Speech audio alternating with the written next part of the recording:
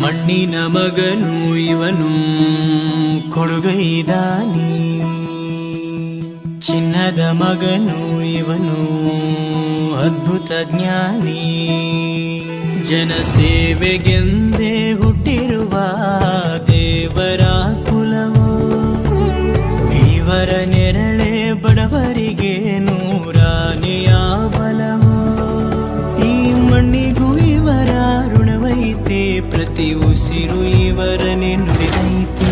ಜಯ ರತ್ನಾಕರ ಜಯ ರತ್ನಾಕರ ಜಯ ರತ್ನಾಕರ ಜಯತೋ, ಜಯ ರತ್ನಾಕರ ಜಯ ರತ್ನಾಕರ ಜಯ Ratnakar ಜಯತೋ.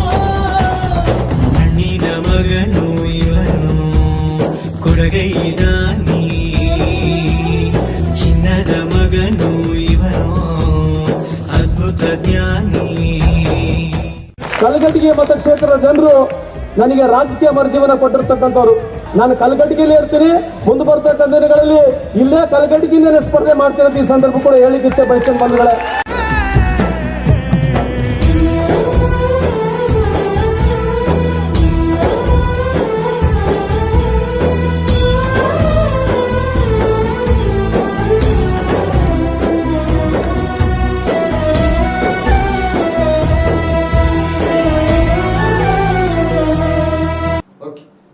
So good evening friends.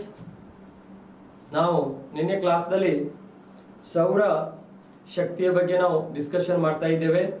So ಇವತ್ತು ಕೂಡ ನಾವು ಅದೇ ಎನರ್ಜಿ ಬಗ್ಗೆ ಒಂದು ಸ್ವಲ್ಪ ಡಿಸ್ಕಷನ್ ಮಾಡಬೇಕಾಗತ್ತೆ ಸ್ನೇಹಿತರೆ. ಸೊ ನಾನು ಲಾಸ್ಟ್ ಕ್ಲಾಸ್ದಲ್ಲಿ already we discussed about solar energy. ಈ ಸೌರ ಶಕ್ತಿ ಏನಿತ್ತಲ್ಲ ಇದರ ಬಗ್ಗೆ ನಾವು ಆಲ್ರೆಡಿ ಡಿಸ್ಕಷನ್ ಮಾಡಿದ್ದೇವೆ. ಸೊ ಯಾವ ರೀತಿ ಎನರ್ಜಿಯನ್ನು ತಗೋತೇವೆ ಅಂತ. ಹಾಗಾದ್ರೆ ಅದನ್ನೇ ಒಂದ್ ಸ್ವಲ್ಪ ನಾವು ನೋಡ್ಕೊಂಡು ಮುಂದೆ ಹೋಗ್ಬೇಕಾಗತ್ತೆ ಸ್ನೇಹಿತರೆ. ಈಗ ಈ ಸೌರಶಕ್ತಿ ಯಾವ ಶಕ್ತಿ? ಸೌರಶಕ್ತಿ, ಹೌದಾ? ಈ ಸೌರಶಕ್ತಿಯ ಬಗ್ಗೆ ನಾವು ಒಂದ್ ಸ್ವಲ್ಪ ಇಲ್ಲಿ ಡಿಸ್ಕಷನ್ ಮಾಡ್ಬೇಕಾಗಿದೆ ಸ್ನೇಹಿತರೆ.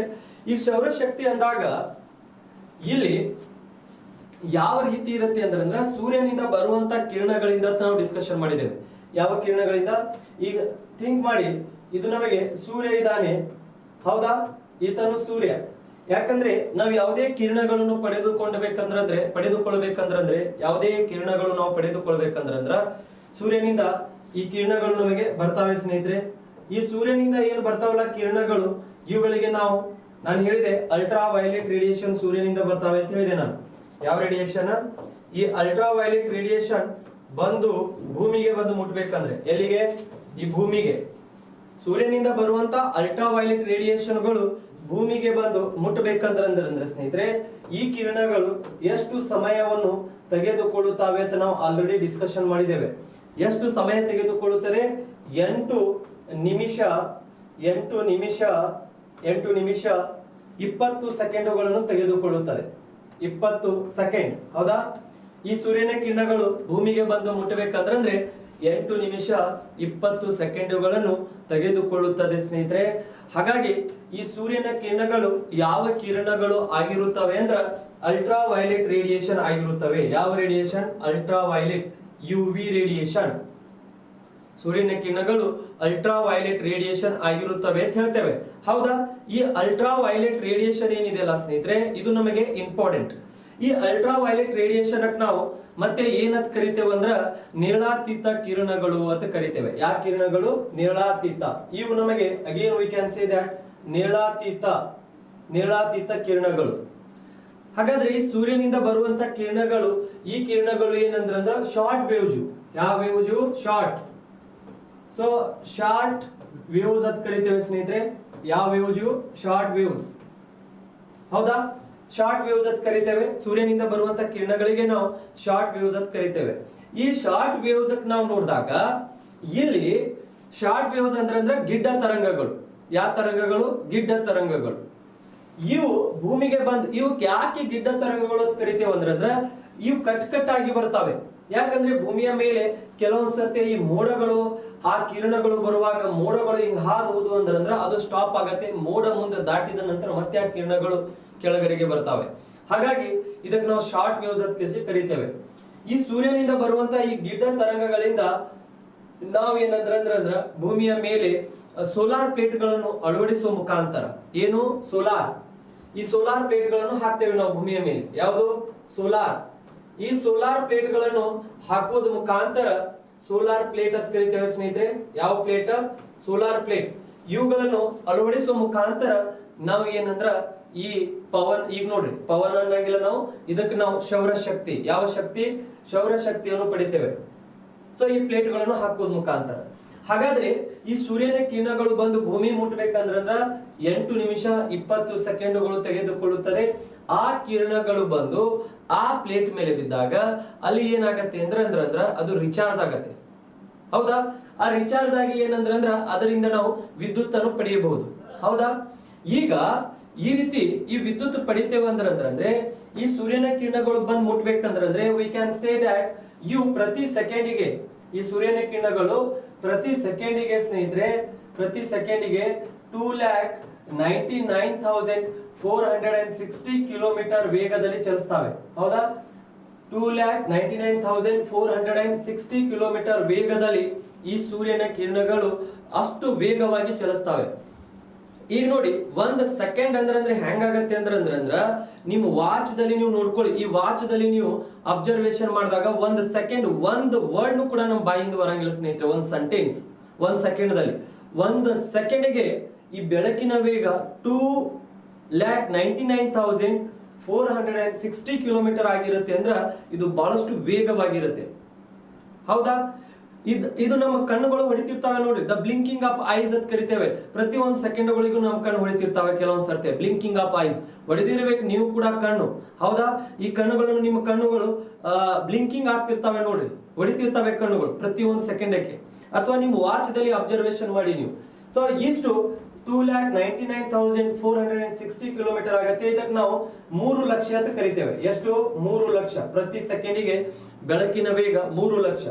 ಅಂತ ಸ್ಪೀಡ್ ದಲ್ಲಿ ಬಂದು ಭೂಮಿಯ ಮೇಲೆ ಇರುವಂತ ಈ ಸೋಲಾರ್ ಪ್ಲೇಟ್ಗಳು ಏನ್ ಹಾಕಿರ್ತೇವಲ್ಲ ಅವು ಏನಂದ್ರೆ ಕಾಯ್ತಾವೆ ಸ್ನೇಹಿತರೆ. ಕಾದ ನಂತರ ಅದರಿಂದ ನಾವು ಏನ್ ತಗೋತೇವೆ ಅಂದ್ರ ಈ ನಾವು ಯಾವ ಎನರ್ಜಿ ಅಂತ ಕರಿಬಹುದು, ಸೌರಶಕ್ತಿಯನ್ನು ಇದರಿಂದ ಪಡೆದುಕೊಳ್ಳುತ್ತೇವೆ, ಸೂರ್ಯನಿಂದ ಸೌರಶಕ್ತಿ. ಹೌದಾ? Solar energy. ಸೊ ಈ ಸೋಲಾರ್ ಎನರ್ಜಿ ಈ ರೀತಿ ನಾವು ಪಡ್ಕೋತೇವೆ ಅಂದ್ರೆ ಈಗ ಇದು ರಿನ್ಯೂವೇಬಲ್ ಎನರ್ಜಿ. ನಾವು ಎಷ್ಟು ಬೇಕಾದಷ್ಟು ಸೋಲಾರ್ ಪ್ಲೇಟ್ಗಳನ್ನು ಹಾಕೋದ್ ಮುಖಾಂತರ ಸೋಲಾರ್ ಎನರ್ಜಿಯನ್ನು ತಗೋಬಹುದು. ಸೊ ಇದರ ಸಂಬಂಧನೇ ಲಾಸ್ಟ್ ಟೈಮ್ ನಮ್ಮ ಪ್ರೈಮ್ ಮಿನಿಸ್ಟರ್ ಅವರು ಎಲ್ಲಿಗಂದ್ರೆ USA ಹೋಗಿದ್ರು. ಎಲ್ಲಿ? USA ಹೋದಾಗ ನಮ್ಮ ಭಾರತ ದೇಶದ ಪ್ರೈಮ್ ಮಿನಿಸ್ಟರ್ ಅವರು USA ಹೋದಾಗ, ಸೊ USA ದಲ್ಲಿ ಅವ್ರು ಎಲ್ಲಿ ಹೋಗಿದ್ರು ಅಂದ್ರ UNO ಹೋಗಿದ್ರು. ಎಲ್ಲಿ ಹೋಗಿದ್ರು? USA ದಲ್ಲಿ ಬರುವಂತ UNO ಅಂದ್ರೆ ಸ್ನೇಹಿತರೆ ಯುನೈಟೆಡ್ ನೇಷನ್ ಆರ್ಗನೈಸೇಷನ್. ಹೌದಾ? ನಾವು ಇದನ್ನ ಯುನೈಟೆಡ್ ನೇಷನ್ಸ್ ಆರ್ಗನೈಸೇಷನ್ಸ್ ಅಂತ ಕರಿತೇವೆ. Nations organisation. ಹೌದಾ? ವಿಶ್ವ ಸಂಸ್ಥೆ ಅಂತ ಕೂಡ ಕರಿತೇವೆ. ಏನಂತ ಕರಿತೇವೆ? ವಿಶ್ವ ಸಂಸ್ಥೆ ಅಂತ ಕೂಡ ಕರಿತೇವೆ ಸ್ನೇಹಿತರೆ. ಈ ವಿಶ್ವ ಸಂಸ್ಥೆಯಲ್ಲಿ ಎಷ್ಟು ದೇಶಗಳು ಇದರ ಸದಸ್ಯ ಇದಾವೆ ಅಂದ್ರೆ ವಿಶ್ವ ಸಂಸ್ಥೆಯ ಸದಸ್ಯ ದೇಶಗಳು ವಿ ಕ್ಯಾನ್ ಸೇ ದಟ್ 193 ದೇಶಗಳು ಇದಾವೆ. ಈ ವಿಶ್ವ ಸಂಸ್ಥೆಯು ಎಲ್ಲಿದೆ ಅಂದ್ರೆ ನ್ಯೂಯಾರ್ಕ್ ದಲ್ಲಿ ಇದೆ ಸ್ನೇಹಿತರೆ. ಎಲ್ಲಿದೆ ಇದು? ನ್ಯೂಯಾರ್ಕ್. ಎಲ್ಲಿದೆ ಇದು? ನಮಗೆ ನ್ಯೂಯಾರ್ಕ್. ಹೌದಾ? ನ್ಯೂಯಾರ್ಕ್ ದಲ್ಲಿ ಇದೆ ಇದು. ನ್ಯೂಯಾರ್ಕ್. ಹೌದಾ? ನ್ಯೂಯಾರ್ಕ್ ಯುಎಸ್ಎದ ನ್ಯೂಯಾರ್ಕ್ ದಲ್ಲಿ ಇದೆ. ಇದು ನಮಗೆ ಯುಎಸ್ಎದ ನ್ಯೂಯಾರ್ಕ್ ದಲ್ಲಿ ಇರುವಂತ ಈ ವಿಶ್ವ ಸಂಸ್ಥೆಯು ನಮಗೆ ಅಕ್ಟೋಬರ್ 24, 1945ರಲ್ಲಿ ಇದು ನಮಗೆ ಸ್ಥಾಪನೆ ಆಗಿರುತ್ತೆ. V can say that. ಹೌದಾ? ಈಗ ಈ ವಿಶ್ವ ಸಂಸ್ಥೆ ನಾವು ನೋಡಿದಾಗ ಸ್ನೇಹಿತರೆ, ಸೊ ಈ ರೀತಿ ನಮಗೆ ಈ ವಿಶ್ವ ಸಂಸ್ಥೆಯಲ್ಲಿ 193 ದೇಶಗಳಿಗೆ ಏನಂದ್ರ ನಮ್ಮ ಭಾರತ ದೇಶ, ನಮ್ಮ ಪ್ರೈಮ್ ಮಿನಿಸ್ಟರ್ ಅವರು ಅಲ್ಲಿ ಹೋದಾಗ ಏನ್ ಮಾಡ್ತಾರೆ ಅಂದ್ರೆ ಈ ಭಾರತ ದೇಶದ ನಮ್ಮ ಪ್ರೈಮ್ ಮಿನಿಸ್ಟರ್ ಇಲ್ಲಿ ಹೋದಾಗ 190 ದೇಶಗಳಿಗೂ ಏನ್ ಕೊಡ್ತಾರೆ ಅಂದ್ರೆ 193 ಸೋಲಾರ್ ಪ್ಲೇಟ್ಗಳನ್ನು ಕೊಡ್ತಾರೆ. ಸೋಲಾರ್ ಪ್ಲೇಟ್ ಕೊಡ್ತಾರೆ. ಅವರಿಗೆ ಯಾಕೆ ಸೋಲಾರ್ ಪ್ಲೇಟ್ ಕೊಡ್ತಾರೆ ಅಂದ್ರೆ ಭಾರತ ದೇಶದವರು 193 ಸೋಲಾರ್ ಪ್ಲೇಟ್ಗಳನ್ನು ಭಾರತ ದೇಶ ಪ್ರೊವೈಡ್ ಮಾಡುತ್ತೆ ಸ್ನೇಹಿತರೆ. ಯಾರಿಗೆ ಪ್ರೊವೈಡ್ ಮಾಡುತ್ತೆ ಅಂದ್ರೆ UNO ಪ್ರೊವೈಡ್ ಮಾಡುತ್ತೆ. ಯಾಕಂದ್ರೆ ಎಲ್ಲಾ ದೇಶಗಳು ಇದರ ಉದ್ದೇಶ ಏನಾಗಿರುತ್ತೆ ಅಂದ್ರ ಪ್ರತಿಯೊಂದು ದೇಶಗಳು ಏನ್ ಉತ್ಪಾದನೆ ಮಾಡ್ಲಿ ಅಂತ ಇದರ ಉದ್ದೇಶ ಇರುತ್ತೆ ಅಂದ್ರೆ ಸ್ನೇಹಿತರೆ, ರಿನ್ಯೂವೇಬಲ್ ಎನರ್ಜಿಯನ್ನು ಉತ್ಪಾದನೆ ಮಾಡ್ಲಿ, ನವೀಕರಿಸುವ ಶಕ್ತಿಯನ್ನು ಉತ್ಪಾದನೆ ಮಾಡ್ಲಿ. ನವೀಕರಿಸುವ ಶಕ್ತಿ ಅಂದ್ರೆ ಈ ಸೌರ ಶಕ್ತಿಯನ್ನು ಉತ್ಪಾದನೆ ಮಾಡ್ಲಿ. ಯಾಕಂದ್ರೆ ಈ ಸೌರಶಕ್ತಿ ಉತ್ಪಾದನೆ ಮಾಡಿದೆವು ಅಂದ್ರೆ ನಮ್ಮ ಪರಿಸರದ ಮೇಲೆ ಯಾವುದೇ ರೀತಿ ಹಾನಿ ಇರುವುದಿಲ್ಲ. ಹೌದಾ? ಸಪೋಸ್ ನಾವು ಈಗ ಭಾರತ ದೇಶ ಏನಂದ್ರೆ ಅವೇರ್ನೆಸ್ ಮಾಡತ್ತೆ. So all country of the member of UN you should. So ನೀವು ಎಲ್ಲರೂ ಕೂಡ ಏನಂದ್ರೆ ರಿನ್ಯೂವೇಬಲ್ ಎನರ್ಜಿಯನ್ನು ಉತ್ಪಾದನೆ ಮಾಡಿ ಅನ್ನುವಂತದರ ಉದ್ದೇಶ. This India is providing 193 solar plates for UN. That purpose is that member country they should ಏನ್ ಮಾಡ್ಬೇಕಂದ್ರೆ ಅವರೆಲ್ಲರೂ ಕೂಡ ರಿನ್ಯೂವೇಬಲ್ ಎನರ್ಜಿಯನ್ನು ಉತ್ಪಾದನೆ ಮಾಡ್ಲಿ ಅನ್ನುವಂತ ಒಂದು ಉದ್ದೇಶ ಇರುತ್ತೆ. ಆ ಕಾರ್ಯಕ್ರಮಕ್ಕೆ ಏನ್ ಪ್ರೈಮ್ ಮಿನಿಸ್ಟರ್ ಹೋಗಿರ್ತಾರಲ್ಲ, ನಮ್ಮ ಪ್ರೈಮ್ ಮಿನಿಸ್ಟರ್, ನಮ್ಮ ಭಾರತ ದೇಶದ ಪ್ರೈಮ್ ಮಿನಿಸ್ಟರ್, ಅಲ್ಲಿ ಅವಾಗ ಅಧಿಕಾರದಲ್ಲಿ ಡೊನಾಲ್ಡ್ ಟ್ರಂಪ್ ಅವರು ಇರ್ತಾರೆ. ಹೌದಾ? ಆ ಡೊನಾಲ್ಡ್ ಟ್ರಂಪ್ ಅವರು ಅಲ್ಲಿ ಹೋದಾಗ ಅವರು ಒಂದು ಕಾರ್ಯಕ್ರಮ ಮಾಡ್ತಾರೆ. ಹೌ ಡಿಡ್ ಮೋದಿ, ಹೌದಾ, ಹೌ ಡು ಯು ಡು ಅನ್ನುವಂಥದ್ದು, ಹೌದಾ, ಹೌ ಡು ಯು ಡು ಅಥವಾ ಹೌಡಿ ಮೋದಿ ಅನ್ನುವಂತ ಒಂದು ಕಾರ್ಯಕ್ರಮವನ್ನು ಮಾಡ್ತಾರೆ ಅವರು. ಹೌಡಿ ಮೋದಿ ಅಂದ್ರ ಹೌ ಡಿಡ್ ಯು ಅಥವಾ how do you do. So ಈ ರೀತಿ ಅವರು, ಅಥವಾ ನಾವು ಅದನ್ನ ಏನಂದ್ರೆ ಹೌ ಡಿಡ್ ಮೋದಿ ಅಂತ ಕಾರ್ಯಕ್ರಮ, ಹೌಡಿ ಮೋದಿ ಕಾರ್ಯಕ್ರಮ ಮಾಡ್ತಾರೆ, ಹೌ ಡಿಡ್ ಯು ಡು ಅನ್ನುವಂಥದ್ದು. ಸೊ ಅದಕ್ಕೆ ಆ ಕಾರ್ಯಕ್ರಮ ಯಾವುದೇ ಆಗಿರ್ಲಿ, ಅಲ್ಲಿ ನಮ್ಮವರು 193 ಸೋಲಾರ್ ಪ್ಲೇಟ್ ಗಳನ್ನು ಕೊಡ್ತಾರೆ ಸ್ನೇಹಿತರೆ. ಅವಾಗ ಇದರ ಉದ್ದೇಶ ಏನಾಗಿರುತ್ತೆ ಅಂದ್ರೆ ರಿನ್ಯೂವೇಬಲ್ ಎನರ್ಜಿಯನ್ನು, ಸೋಲಾರ್ ಎನರ್ಜಿಯನ್ನು ಉತ್ಪಾದನೆ ಮಾಡ್ಲಿ ಅಂತ. ಗೊತ್ತಾಯ್ತು? ನಂತರ ನಮ್ಮ ಪ್ರೈಮ್ ಮಿನಿಸ್ಟರ್ ಅವ್ರ ಉದ್ದೇಶ ಏನಾಗಿರುತ್ತೆ ಅಂದ್ರೆ ಸೊ ಭಾರತ ದೇಶವು ಅವ್ರ ಉದ್ದೇಶ ಏನಾಗಿರುತ್ತೆ ನೋಡಿ. ನಂತರ ನಮ್ಮ ಪ್ರೈಮ್ ಮಿನಿಸ್ಟರ್, ಭಾರತ ದೇಶವು 2022, ಈಗ 2022 ಇದೆ, 2022 ವೇಳೆಗೆ ಭಾರತ ದೇಶವು 175 ಗಿಗಾವ್ಯಾಟ್ ವಿದ್ಯುತ್ತನ್ನು ರಿನ್ಯೂವೇಬಲ್ ಎನರ್ಜಿಯಿಂದ ಉತ್ಪಾದನೆ ಮಾಡಬೇಕಂತ ಭಾರತ ದೇಶದ ಉದ್ದೇಶ ಆಗಿರುತ್ತೆ. 2022 ಒಳಗೆ 175 ಗಿಗಾವ್ಯಾಟ್ ವಿದ್ಯುತ್ತನ್ನು ರಿನ್ಯೂವೇಬಲ್ ಎನರ್ಜಿಯಿಂದ ಉತ್ಪಾದನೆ ಮಾಡಬೇಕಂತ ಭಾರತದ ಒಂದು ಉದ್ದೇಶ ಆಗಿರುತ್ತೆ. ಹಾಗಾದ್ರೆ ಯಾವ ಮೂಲದಿಂದ 175 ಗಿಗಾವ್ಯಾಟ್ ವಿದ್ಯುತ್ತನ್ನು ನಾವು ಉತ್ಪಾದನೆ ಮಾಡಬೇಕಾಗಿದೆ ಅಂದ್ರೆ ಸ್ನೇಹಿತರೆ, ವಿ ಕ್ಯಾನ್ ಸೇ ದಟ್ ಇಲ್ಲಿ ಸೌರಶಕ್ತಿಯಿಂದ, ಸೋಲಾರ್ ಎನರ್ಜಿಯಿಂದ, ಸೌರಶಕ್ತಿಯಿಂದ ನಮಗೆ 100 ಗಿಗಾವ್ಯಾಟ್, ಎಷ್ಟು 100 ಗಿಗಾವ್ಯಾಟ್, ಇದರಿಂದ ಸೌರಶಕ್ತಿಯಿಂದ 100 ಗಿಗಾವ್ಯಾಟ್ ವಿದ್ಯುತ್ತನ್ನು ಉತ್ಪಾದನೆ ಮಾಡಬೇಕಾಗಿದೆ. ನೆಕ್ಸ್ಟ್ ಸೌರಶಕ್ತಿಯಿಂದ 100 ಗಿಗಾವ್ಯಾಟ್ ವಿದ್ಯುತ್ ಉತ್ಪಾದನೆ ಮಾಡಬೇಕಾಗಿದೆ ಅಂದ್ರೆ ನೆಕ್ಸ್ಟ್ ಅಲ್ಲಿಂದ ನಮಗೆ ಈ ಪವನ ಶಕ್ತಿ ನೆಕ್ಸ್ಟ್ ಹೇಳ್ತೀನಿ. ಪವನ ಶಕ್ತಿ ಸ್ನೇಹಿತರೆ, ಪವನ ಶಕ್ತಿ ಅಂದ್ರೆ ನಾವು ಅದಕ್ಕೆ ಏನಂತ ಕರಿತೇವೆ ಅಂದ್ರೆ ಸೊ ಗಾಳಿಯ ಮುಖಾಂತರ, ವಿಂಡ್ ಎನರ್ಜಿ ಅಂತ ಕರಿತೇವಲ್ಲ, ಅದು ಪವನ ಶಕ್ತಿಯ ಮುಖಾಂತರ 60 ಗಿಗಾವ್ಯಾಟ್ ವಿದ್ಯುತ್ ಅನ್ನು ಉತ್ಪಾದನೆ ಮಾಡ್ಬೇಕಂತ ಪ್ರಯತ್ನ ಮಾಡ್ತಾರೆ. ಎಷ್ಟು? 60 ಗಿಗಾವ್ಯಾಟ್ ವಿದ್ಯುತ್ ಅನ್ನು ಉತ್ಪಾದನೆ ಮಾಡಬೇಕು. ಎದರ ಮುಖಾಂತರ? ಪವನ. ನೆಕ್ಸ್ಟ್ ಅವ್ರದ್ದು ಪ್ಲಾನ್ ಏನಿರುತ್ತೆ ಅಂದ್ರೆ ಸ್ನೇಹಿತರೆ, ನೆಕ್ಸ್ಟ್ ಪ್ಲಾನ್ ಇಲ್ಲಿ ಅವ್ರದ್ದು, ಇಲ್ಲಿ ಜಲವಿದ್ಯುತ್, ಜಲವಿದ್ಯುತ್ತದ ಮುಖಾಂತರ 10 ಗಿಗಾವ್ಯಾಟ್, ಎಷ್ಟು? 10 ಗಿಗಾವ್ಯಾಟ್. ಆಮೇಲೆ ನೆಕ್ಸ್ಟ್ ಜಲವಿದ್ಯುತ್ ಆದ ನಂತರ ಸ್ನೇಹಿತರೆ, ನೆಕ್ಸ್ಟ್ ಜೈವಿಕ ಇಂಧನ, ಬಯೋಗ್ಯಾಸ್, ಜೈವಿಕ ಇಂಧನ, ಹೌದಾ? ಈ ಜೈವಿಕ ಇಂಧನದ ಮುಖಾಂತರ ಸ್ನೇಹಿತರೆ, ಈ ಜೈವಿಕ ಇಂಧನದ ಮುಖಾಂತರ 5 ಗಿಗಾವ್ಯಾಟ್ ವಿದ್ಯುತ್ ಅನ್ನು ಉತ್ಪಾದನೆ ಮಾಡ್ಬೇಕಂತ ಪ್ಲಾನ್ ಇರುತ್ತೆ. ಇದು ನಾನು ಏನ್ ಹೇಳಿದೀನಲ್ಲ, this is the very important. Some time they want to ask questions. ಯಾವ ಮೂಲದಿಂದ ಈಗ 2022 ಬಂದಿದೆ, ಹೌದಾ? ಯಾವ ಮೂಲದಿಂದ ಈ ಎನರ್ಜಿಯನ್ನು ನಾವು 2022 ಯಾವ ಮೂಲದಿಂದ ನಾವು ಎನರ್ಜಿ ಪಡಿಬೇಕಂತ ನಮ್ಮ ಪ್ರೈಮ್ ಮಿನಿಸ್ಟರ್ ಅವರು ಪ್ಲಾನ್ ಹಾಕಿರ್ತಾರೆ ಅಂದ್ರೆ ಸ್ನೇಹಿತರೆ, ಸೊ 2022 ವೇಳೆಗೆ 175 ಗಿಗಾವ್ಯಾಟ್ ವಿದ್ಯುತ್ ಅನ್ನು ನಾವು ಉತ್ಪಾದನೆ ಮಾಡ್ಬೇಕಂತ ಇರುತ್ತೆ.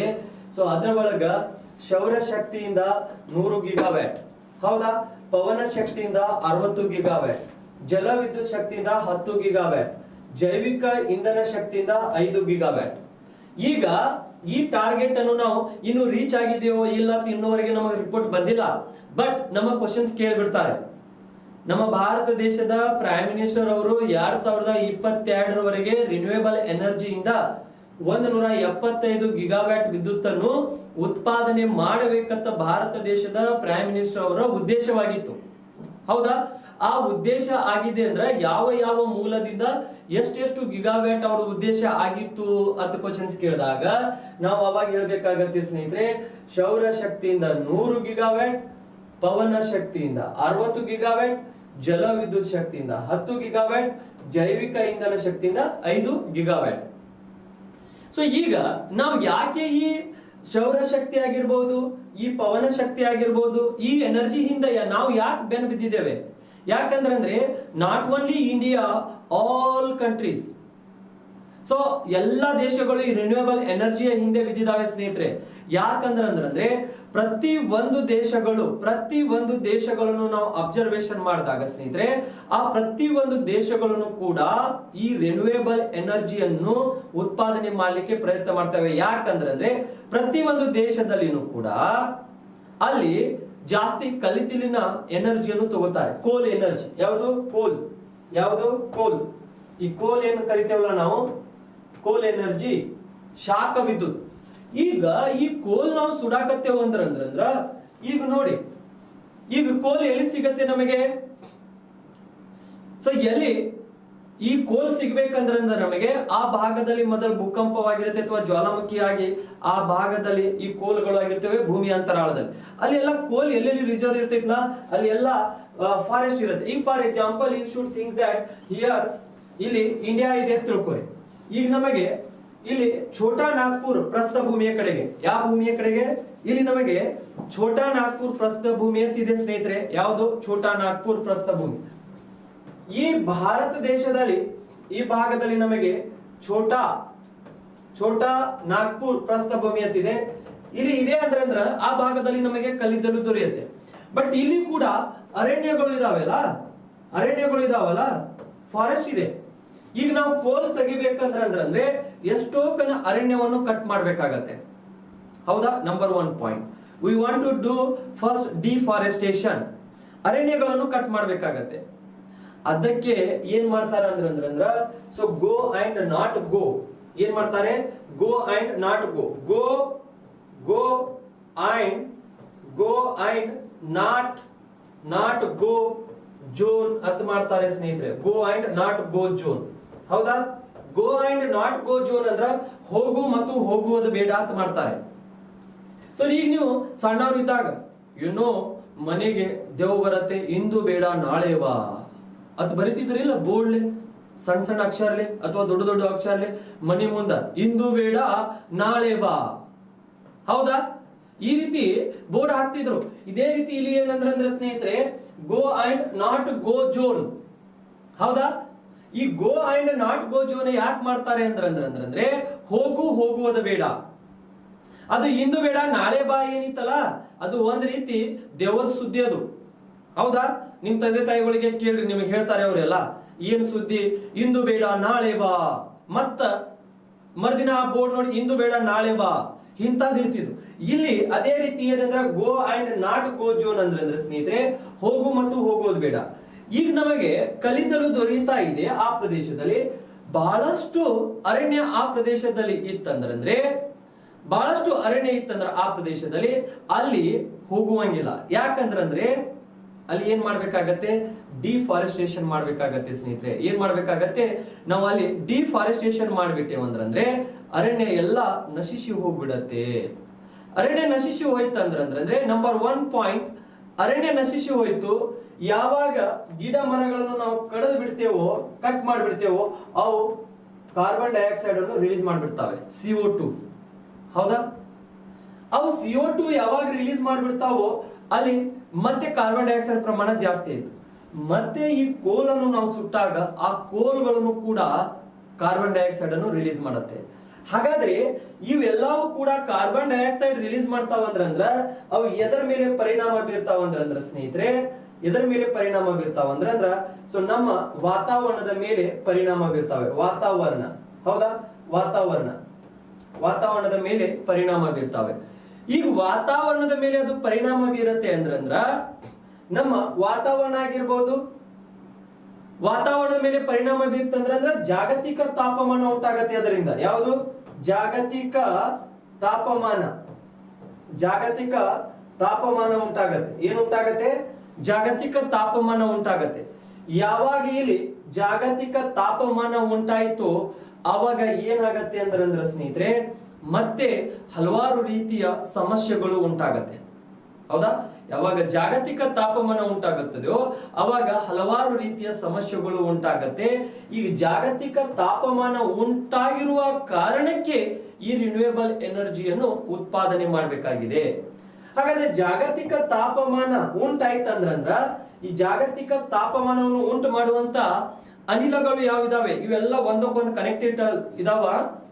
ಈ ಜಾಗತಿಕ ತಾಪಮಾನವನ್ನು ಉಂಟು ಮಾಡುವಂತ ಅನಿಲಗಳು ಏನಿದಾವಲ್ಲ, ಆ ಅನಿಲಗಳು, ಜಾಗತಿಕ ತಾಪಮಾನವನ್ನು ಉಂಟು ಮಾಡುವಂತ ಅನಿಲಗಳು ಯಾವಿದಾವೆ ಅಂದ್ರ ಆ ಅನಿಲಗಳಿಗೆ ನಾವು ಜಾಗತಿಕ ತಾಪಮಾನ ಉಂಟು ಮಾಡುವಂತ ಅನಿಲಗಳಿಗೆ ನಾವು ಹಸಿರುಮನೆ ಅನಿಲಗಳು ಅಂತ ಕರಿತೇವೆ. ಹಸಿರುಮನೆಯ ಅನಿಲಗಳು, ಹೌದಾ? ಈಗ ಹಸಿರುಮನೆಯ ಅನಿಲಗಳು ಇದಾವೆ ಅಂತ ತಿಳ್ಕೊಳ್ಳಿ. ಈಗ ಈ ಹಸಿರುಮನೆಯ ಅನಿಲಗಳು ಯಾವುವು? ಅದಕ್ಕೆ ನಾವು ಗ್ರೀನ್ ಹೌಸ್ ಗ್ಯಾಸಸ್ ಅಂತ ಕರಿತೇವೆ ಸ್ನೇಹಿತರೆ. ಆ ಹಸಿರು ಮನೆಯ ಅನಿಲಗಳು ಇಲ್ಲಿ ಯಾವ್ಯಾವ ಆಗಿರುತ್ತವೆ ಅಂದ್ರ ಆ ಎಲ್ಲಾ ಅನಿಲಗಳನ್ನು ನೀವು ನೆನ್ಪಿಟ್ಕೋಬೇಕು. ನಂಬರ್ 1, ಹಸಿರು ಮನೆಯ ಅನಿಲಗಳು ನೀರಾವಿ ಆಗಿರುತ್ತದೆ ಸ್ನೇಹಿತರೆ. ನೀರು ಆವಿಯಾಗುವಂತಹ ಸಮಯದಲ್ಲಿ ಹಲವಾರು ಧೂಳಿನ ಕಣಗಳು ಹೋಗ್ತವೆ ನೀರಿನ ಜೊತೆಗೆ ಆವಿಯಾಗುವಾಗ. ನೀರಾವಿಯಾಗಿರ್ಬೋದು. ಎರಡನೇದು ಏನಾಗಿರುತ್ತೆ ಅಂದ್ರ ಕಾರ್ಬನ್ ಡೈಆಕ್ಸೈಡ್ ಆಗಿರ್ಬೋದು. ಕಾರ್ಬನ್ ಡೈಆಕ್ಸೈಡ್ ಜಾಗತಿಕ ತಾಪಮಾನ ಉಂಟು ಮಾಡುವಂತದ್ದು ನೀರಾವಿ, ಕಾರ್ಬನ್ ಡೈಆಕ್ಸೈಡ್. ನೆಕ್ಸ್ಟ್ ಈ ಕಾರ್ಬನ್ ಡೈಆಕ್ಸೈಡ್ ನಮಗೆ ಎಲ್ಲಿಂದ ಬರುತ್ತೆ? ಈ ಕೋಲ್ಗಳನ್ನು ಸುಡುವುದರಿಂದ, ಹೌದಾ, ಅಥವಾ ಡಿಫಾರೆಸ್ಟೇಷನ್ ಮಾಡುವುದರಿಂದ. ನೆಕ್ಸ್ಟ್ ನಮಗೆ ಇಲ್ಲಿದಿಂದ ಭೂಮಿಯ ಮೇಲೆ ಈ ನೀರಾವಿ ಕಾರ್ಬನ್ ಡೈಆಕ್ಸೈಡ್ ಪ್ರಮಾಣ ಜಾಸ್ತಿ ಆಯ್ತಂದ್ರ ಮತ್ತೆ ಭೂಮಿಯ ಮೇಲೆ ನೈಟ್ರೋಜನ್ ಇದೆಯಲ್ಲ, ಆ ನೈಟ್ರೋಜನ್ದಲ್ಲಿ ಏನಾಗತ್ತೆ ಅಂದ್ರೆ ಸಾರಜನಕ, ಭೂಮಿಯ ಮೇಲೆ ಇರುವಂತಹ ಸಾರಜನಕದಲ್ಲಿ ವ್ಯತ್ಯಾಸ ಉಂಟಾಗಿ ಅದು ನೈಟ್ರಸ್ ಆಕ್ಸೈಡ್ ಆಗತ್ತೆ. ಏನಾಗತ್ತೆ? ನೈಟ್ರಸ್ ಆಕ್ಸೈಡ್ ಆಗತ್ತೆ ಸ್ನೇಹಿತರೆ. ಏನಾಗತ್ತೆ? ನೈಟ್ರಸ್ ಆಕ್ಸೈಡ್, ಹೌದಾ? ಏನಾಯ್ತು? ನೈಟ್ರಸ್ ಆಕ್ಸೈಡ್ ಆಯ್ತು. ನೆಕ್ಸ್ಟ್ ಅಲ್ಲಿಂದ 4ನೇದು ನಮಗೆ ಯಾವ್ದಿದೆ ಅಂದ್ರೆ ಒಂದು ನೀರಾವಿ, carbon dioxide, nitrous oxide. Next carbon monoxide. ಈ ಕಾರ್ಬನ್ ಮೊನಾಕ್ಸೈಡ್ ಎಲ್ಲಿಂದ ಬರುತ್ತೆ ಅಂದ್ರೆ ಸ್ನೇಹಿತರೆ, ವಾಹನಗಳಲ್ಲಿ ಹಾಕುವಂತ ಪೆಟ್ರೋಲ್ದಿಂದ ಈ ಕಾರ್ಬನ್ ಮೊನಾಕ್ಸೈಡ್ ಹೊರಗಡೆಗೆ ಬರುತ್ತೆ, ಹೌದಾ? ನೆಕ್ಸ್ಟ್ ಅಲ್ಲಿಂದ ನಮಗೆ ಕಾರ್ಬನ್ ಮೊನಾಕ್ಸೈಡ್ ಆದ್ಮೇಲೆ SO2 ಸಲ್ಫರ್ ಡೈಆಕ್ಸೈಡ್. ಈ ಸಲ್ಫರ್ ಡೈಆಕ್ಸೈಡ್ ಎಲ್ಲಿಂದ ಬರುತ್ತೆ ಅಂದ್ರೆ ಪ್ಲಾಸ್ಟಿಕ್ ಗಳನ್ನು ಸುಡುವುದರಿಂದ, ಹೌದಾ? ನೆಕ್ಸ್ಟ್ ಜ್ವಾಲಾಮುಖಿಯಿಂದ, ಪ್ಲಾಸ್ಟಿಕ್ ಗಳನ್ನು ಸುಡುವುದರಿಂದ ಮತ್ತು ಜ್ವಾಲಾಮುಖಿಗಳಿಂದ ಈ ಸಲ್ಫರ್ ಡೈಆಕ್ಸೈಡ್ ಬರುತ್ತದೆ, ಹೌದಾ? ನೆಕ್ಸ್ಟ್ 6ನೇದು ನಮಗೆ ಏನಿದೆ ಅಂದ್ರೆ ಸ್ನೇಹಿತರೆ ಮಿಥೇನ್, CH4 ಮೀಥೇನ್ ಅಂತ ಕರಿತೇವೆ. ಏನಂತ ಕರಿತೇವೆ? ಮೀಥೇನ್, CH4 ಮೀಥೇನ್ ಇರುತ್ತೆ. ಈ ಮೀಥೇನ್ ಕೂಡ ನಮಗೆ ಏನಂದ್ರ ಇದನ್ನು ಜಾಗತಿಕ ತಾಪಮಾನವನ್ನು ಉಂಟು ಮಾಡುವಂತ ಒಂದು ಅನಿಲ. ಇದು ಭತ್ತದ ಗದ್ದೆಯಿಂದ ಬರುತ್ತೆ. ಭತ್ತದ ಗದ್ದೆ ಒಳಗೆ ಯಾವಾಗಲೂ 2 ರಿಂದ 3 ಸೆಂಟಿಮೀಟರ್ ನೀರು ನಿಂತಿರುತ್ತೆ ಸ್ನೇಹಿತರೆ. ಅಲ್ಲಿ ಕೊಳೆತ ಉಂಟಾಗಿ ಈ ಮೀಥೇನ್ ಬರುತ್ತೆ. ಆಮೇಲೆ ನೆಕ್ಸ್ಟ್ ನಮಗೆ 7ನೇದು CFC ಕ್ಲೋರೋಫ್ಲೋರೋಕಾರ್ಬನ್. ಆಮೇಲೆ 8ನೇದು HFC ಹೈಡ್ರೋಫ್ಲೋರೋಕಾರ್ಬನ್. ಆಮೇಲೆ ಕ್ಲೋರೋಫ್ಲೋರೋಕಾರ್ಬನ್. ಇವು ಎರಡು ರಿಫ್ರಿಜರೇಟರ್ಗಳಿಂದ, ಎಸಿಗಳಿಂದ, ಹೌದಾ? ಸೊ ಇವು ಎರಡು ಅನಿಲಗಳು ಬರ್ತವೆ, ಕ್ಲೋರೋಫ್ಲೋರೋಕಾರ್ಬನ್, HFC ಹೈಡ್ರೋಫ್ಲೋರೋಕಾರ್ಬನ್. ಇದು ಆದ ನಂತರ ಸ್ನೇಹಿತರೆ 9 ಮತ್ತು 10ನೇ ನಮಗೆ ಇಲ್ಲಿ ಏನ್ ಬರುತ್ತೆ ಅಂದ್ರ ಕ್ಲೋರಿನ್ ಮತ್ತು ಬ್ರೋಮೈನ್, ಕ್ಲೋರಿನ್ ಮತ್ತು ಬ್ರೋಮೈನ್, ಹೌದಾ? ಇವೆಲ್ಲವೂ ಕೂಡ ಏನಂದ್ರ ಭೂಮಿಯ ಮೇಲೆ ಇರುವಂತ ಜಾಗತಿಕ ತಾಪಮಾನವನ್ನು ಉಂಟು ಮಾಡುವಂತ ಈ ಅನಿಲಗಳ ಪ್ರಮಾಣ ಜಾಸ್ತಿ ಆಗಿದೆ ಸ್ನೇಹಿತರೆ. ಇವೆಲ್ಲ ಭೂಮಿಯಿಂದ ಈಗ ನೋಡಿ, ಇವೆಲ್ಲ ಏನಂದ್ರೆ ಇವೆಲ್ಲ ಕಿರಣಗಳು, ಇವೆಲ್ಲ ಒಂಥರ ಕಿರಣಗಳ ರೂಪದಲ್ಲಿನೇ ಇವೆಲ್ಲ ಏನಾಗ್ತವೆ ಅಂದ್ರೆ ಸ್ನೇಹಿತರೆ, ನಾವು ಇದರ ಬಗ್ಗೆ ಮಾತಾಡುವಾಗ ಇವೆಲ್ಲ ನಮಗೆ ಯಾವ ರೀತಿಯಲ್ಲಿ ಪರಿಣಾಮ ಬೀರ್ತಾವ ಅಂದ್ರ ಈಗ ಭೂಮಿಯ ಮೇಲೆ ಇದು ಏನು ಭೂಮಿ ಏನಿದೆಯಲ್ಲ, ಈ ಭೂಮಿ ಸೂರ್ಯನ ಕಿರಣಗಳು ಏನು ಪಡೆದುಕೊಂಡ ಸ್ನೇಹಿತರೆ, ಸೂರ್ಯನ ಕಿರಣಗಳು ಶಾರ್ಟ್ ವೇವ್ಸ್ ದಲ್ಲಿ ಬಂದು, ಹೌದಾ? ಶಾರ್ಟ್ ವೇವ್ಸ್ ದಲ್ಲಿ ನಾನು ಆಗಲೇ ಹೇಳಿದೆಲ್ಲ, ಆ ಸೂರ್ಯನ ಕಿರಣಗಳು ಭೂಮಿಗೆ ಎಷ್ಟು ಪರ್ಸೆಂಟೇಜ್ ಬಂದು ಮುಟ್ತಾವ ಅಂದ್ರ 51% ಬಂದು ಮುಟ್ತಾವೆ ಭೂಮಿಗೆ. ಎಷ್ಟು? 51%. 49% ಬಾಹ್ಯಾಕಾಶದಲ್ಲಿ ಉಳ್ಕೊಂಡ್ ಬಿಡ್ತಾವೆ ಸೂರ್ಯನ ಕಿರಣಗಳು, ಹೌದಾ? ಇದರೊಳಗೆ ಭೂಮಿ 30% ಭೂಮಿ ಏನ್ ಮಾಡತ್ತೆ ಅಂದ್ರ ಪ್ರತಿಫಲನ ಮಾಡತ್ತೆ, ಹೌದಾ? ಪ್ರತಿಫಲನ. ಸೊ ಅದರೊಳಗ 21% ತಾನು ಹಿರ್ಕೊಂಡ್ ಬಿಡುತ್ತೆ ಭೂಮಿ, 21% ತಾನು ಹಿರ್ಕೊಂಡು 30% ಪ್ರತಿಫಲನ ಮಾಡುತ್ತೆ. ಈ ಪ್ರತಿಫಲನಕ್ಕೆ ನಾವು ಏನಂತ ಕರಿತೇವೆ ಅಂದ್ರ ಅಲ್ಬೇಡೋ ಅಂತ ಕರಿತೇವೆ. ಏನಂತ ಕರಿತೇವೆ? ಅಲ್ಬೇಡೋ, ಹೌದಾ? ಈ ರೀತಿ ಆದಾಗ ಈ ಪ್ರತಿಫಲನ ಆಗುವಂತ ಸಮಯದಲ್ಲಿ ಈ ಭೂಮಿಯಿಂದ ಇವೆಲ್ಲ 10 ಏನು ಅನಿಲಗಳು ಇದುಲ್ಲ, ಇವೆಲ್ಲ ಭೂಮಿಯ ಮುಖಾಂತರ ಈ ಲಾಂಗ್ ವೇವ್ಸ್ ರೂಪದಲ್ಲಿ ವಾಪಸ್ ಹೋಗ್ತವೆ. ಈ 30% ಭೂಮಿ ಏನ್ ಪ್ರತಿಫಲನ ಮಾಡುತ್ತಲ್ಲ, ಆ ಭೂಮಿ ಪ್ರತಿಫಲನ ಮಾಡುವಂತ ವೇವ್ಸ್ ಗಳಿಗೆ ನಾವು ಲಾಂಗ್ ವೇವ್ಸ್ ಅಂತ ಕರಿತೇವೆ. ಭೂಮಿಯಿಂದ ಪ್ರತಿಫಲನ ಏನು 30% ಆಗತ್ತಲ್ಲ ಸ್ನೇಹಿತರೆ, ಅದಕ್ಕೆ ನಾವು ಲಾಂಗ್ ವೇವ್ಸ್ ಅಂತ ಕರಿತೇವೆ. ಯಾವ ವೇವ್ಸ್? ಲಾಂಗ್ ವೇವ್ಸ್, ಹೌದಾ? ದೀರ್ಘ ತರಂಗಗಳು ಅಂತ ಕರಿತೇವೆ. ಈ ದೀರ್ಘ ತರಂಗಗಳು ಏನ್ ಮಾಡ್ತಾವ ಅಂದ್ರ ಈ ಭೂಮಿಯ ಮೇಲೆ ಇರುವಂತಹ ಓಝೋನ್ ಪದರದ ಮೇಲೆ ಪರಿಣಾಮ ಬೀರ್ತಾವೆ. ಎದರ ಮೇಲೆ? ಓಝೋನ್. ಈ ಓಝೋನ್ ಪದರದ ಮೇಲೆ ಪರಿಣಾಮ ಬೀರ್ತಾವೆ. ಎದರ ಮೇಲೆ? ಓಝೋನ್. ಈ ಓಝೋನ್ ಪದರ ಮೇಲೆ ಇವು ಪರಿಣಾಮ ಬೀರ್ತಾವ ಅಂದ್ರ ಅವಾಗ ಈ ಓಝೋನ್ ಪದರಕ್ಕೆ ಏನಾಗತ್ತೆ ಅಂದ್ರ ಸ್ನೇಹಿತರೆ ರಂಧ್ರ ಆಗತ್ತೆ. ಈ ಓಝೋನ್ ಪದರಕ್ಕೆ ಏನಾಗತ್ತೆ? ರಂಧ್ರಗಳು ಉಂಟಾಗ್ಬಿಡತ್ತೆ, ಅಥವಾ ಓಝೋನ್ ಪದರ ಕ್ಷೀಣಿಸುವಿಕೆ ಆಗ್ಬಿಡತ್ತೆ. ಅವಾಗ ಈ ಸೂರ್ಯನಿಂದ ಬರುವಂತ ಕಿರಣಗಳು ಈ ಹೋಲ್ಗಳ ಮುಖಾಂತರ ಹಾದು ಭೂಮಿ ಕಡೆಗೆ ಬರುತ್ತೆ. ಅವು ಬಹಳಷ್ಟು ಹಾರ್ಮ್ಫುಲ್ ಇರ್ತಾವೆ. ಮನುಷ್ಯನಲ್ಲಿ ಸ್ಕಿನ್ ಕ್ಯಾನ್ಸರ್ ಆಗತ್ತೆ, ಜೀವಿಗಳ ಬೆಳವಣಿಗೆ ಕುಂಠಿತ ಆಗತ್ತೆ. ಹಾಗಾಗಿ ಈ ಓಝೋನ್ ಪದರವನ್ನು ಏನ್ ಮಾಡ್ತಾವಂದ್ರ ಕ್ಷೀಣಿಸುವಿಕೆ ಮಾಡತ್ತೆ. ಯಾಕ ಕ್ಷೀಣಿಸುವಿಕೆ ಆಯ್ತಂದ್ರ ಸ್ನೇಹಿತರೆ, ಇವೆಲ್ಲ ಗ್ಯಾಸಸ್ಗಳು, ಇವೆಲ್ಲ ಅನಿಲಗಳು. ಸೊ ಈ ಅನಿಲಗಳ ಎಲ್ಲಾ ಪ್ರಮಾಣ ಜಾಸ್ತಿ ಆಗಿದ್ದಕ್ಕೆ ಇವೆಲ್ಲಾನು ಕಡಿಮೆ ಮಾಡ್ಬೇಕಂದ್ರ ನಾವು ಏನು ಮಾಡ್ಬೇಕಾಗಿದೆ ಅಂದ್ರ ಈ ಸೌರ ಶಕ್ತಿಯನ್ನು ಬಳಕೆ ಮಾಡ್ಬೇಕಾಗಿದೆ, ಪವನ ಶಕ್ತಿಯನ್ನು ಬಳಕೆ ಮಾಡಬೇಕಾಗಿದೆ ಸ್ನೇಹಿತರೆ, ಜಲವಿದ್ಯುತ್ ಶಕ್ತಿ, ಜೈವಿಕ ಇಂಧನ ಶಕ್ತಿ, ಎನ್ವೈರನ್ಮೆಂಟ್ ಫ್ರೆಂಡ್ಲಿ ಶಕ್ತಿಗಳನ್ನು ನಾವು ಉಪಯೋಗ ಮಾಡಬೇಕಾಗಿದೆ. ಯಾಕಂದ್ರ ನಾವು ಎಲ್ಲ ಬರೀ ಶಾಖದ ಮೇಲೆ ಅವಲಂಬಿತವಾದಾಗ ಇವೆಲ್ಲ ಅನಿಲಗಳ ಪರಿಣಾಮ ಏನಂದ್ರ ಜಾಸ್ತಿ ಆಗ್ತಾ ಇದೆ. ಇವುಗಳೆಲ್ಲವೂ ಏನಿದಾವೆ ಅಂದ್ರೆ ನಮಗೆ ಹಸಿರು ಮನೆಯ ಅನಿಲಗಳು. ಯಾವ ಮನೆಯ ಅನಿಲಗಳು? ಹಸಿರು ಮನೆಯ ಅನಿಲಗಳು ಅಂತ ಕರಿತೇವೆ. ಇದರ ಪ್ರಮಾಣ ಜಾಸ್ತಿ ಆಗಿದೆ ಸ್ನೇಹಿತರೆ. ಇದನ್ನ ನೀವು ನೆನ್ಪಿಟ್ಕೋಬೇಕಾಗತ್ತೆ, ಯಾಕಂದ್ರೆ ಇದು ಬಹಳಷ್ಟು ಇಂಪಾರ್ಟೆಂಟ್. ನಿಮ್ಮ ಕ್ವಶನ್ಸ್ ಕೇಳ್ಬಿಡ್ತಾರೆ, ಹಸಿರು ಮನೆಯ ಅನಿಲಗಳು ಯಾವುವು ಅಂತ ಕೇಳಿದಾಗ ಇವೆಲ್ಲ ಹಸಿರು ಮನೆಯ ಅನಿಲಗಳು, ಇವೆಲ್ಲವೂ ಏನಾಗಿದೆ ಅಂದ್ರ ಹಸಿರು ಮನೆಯ ಅನಿಲಗಳು ವೆರಿ ವೆರಿ ಇಂಪಾರ್ಟೆಂಟ್, ಹೌದಾ? ವೆರಿ ಇಂಪಾರ್ಟೆಂಟ್ ಹಸಿರು ಮನೆಯ ಅನಿಲಗಳು. ಇದರ ಪ್ರಮಾಣ ನಾವು ಕಡಿಮೆ ಮಾಡ್ಬೇಕಂದ್ರ ಇವೆಲ್ಲರದ ಪ್ರಮಾಣ ಕಡಿಮೆ ಮಾಡ್ಬೇಕಂದ್ರೆ we want to reduce that so burning of coals. ಯಾಕಂದ್ರೆ ಪ್ರತಿಯೊಂದು ದೇಶಗಳು ಈ ಎಲ್ಲ ಕೋಲ್ಗಳನ್ನು ಸುಡುವುದರಿಂದ ಅದರಿಂದ ಕಾರ್ಬನ್ ಡೈಆಕ್ಸೈಡ್ ಹೋಗುತ್ತೆ. ಅದು ಏನು ಜಾಸ್ತಿ ಪ್ರಮಾಣದಲ್ಲಿ ಅದು ಹೋಯ್ತಂದ್ರ ಜಾಗತಿಕ ತಾಪಮಾನ ಉಂಟಾಗತ್ತೆ ಸ್ನೇಹಿತರೆ. ನೀರು ಜಾಗತಿಕ ತಾಪಮಾನ ಜಾಸ್ತಿ ಆಯ್ತಂದ್ರೆ ಅಲ್ಲಿ ಏನಾಗತ್ತೆ ಅಂದ್ರ ಭೂಮಿಯ ಮೇಲೆ ಇರುವಂತ ಆ ಹಿಮಗಡ್ಡೆಗಳು ಕರಗ್ತಾವೆ, ಕರಗಿ ಸಮುದ್ರ ಮಟ್ಟ ಹೆಚ್ಚಾಗತ್ತೆ.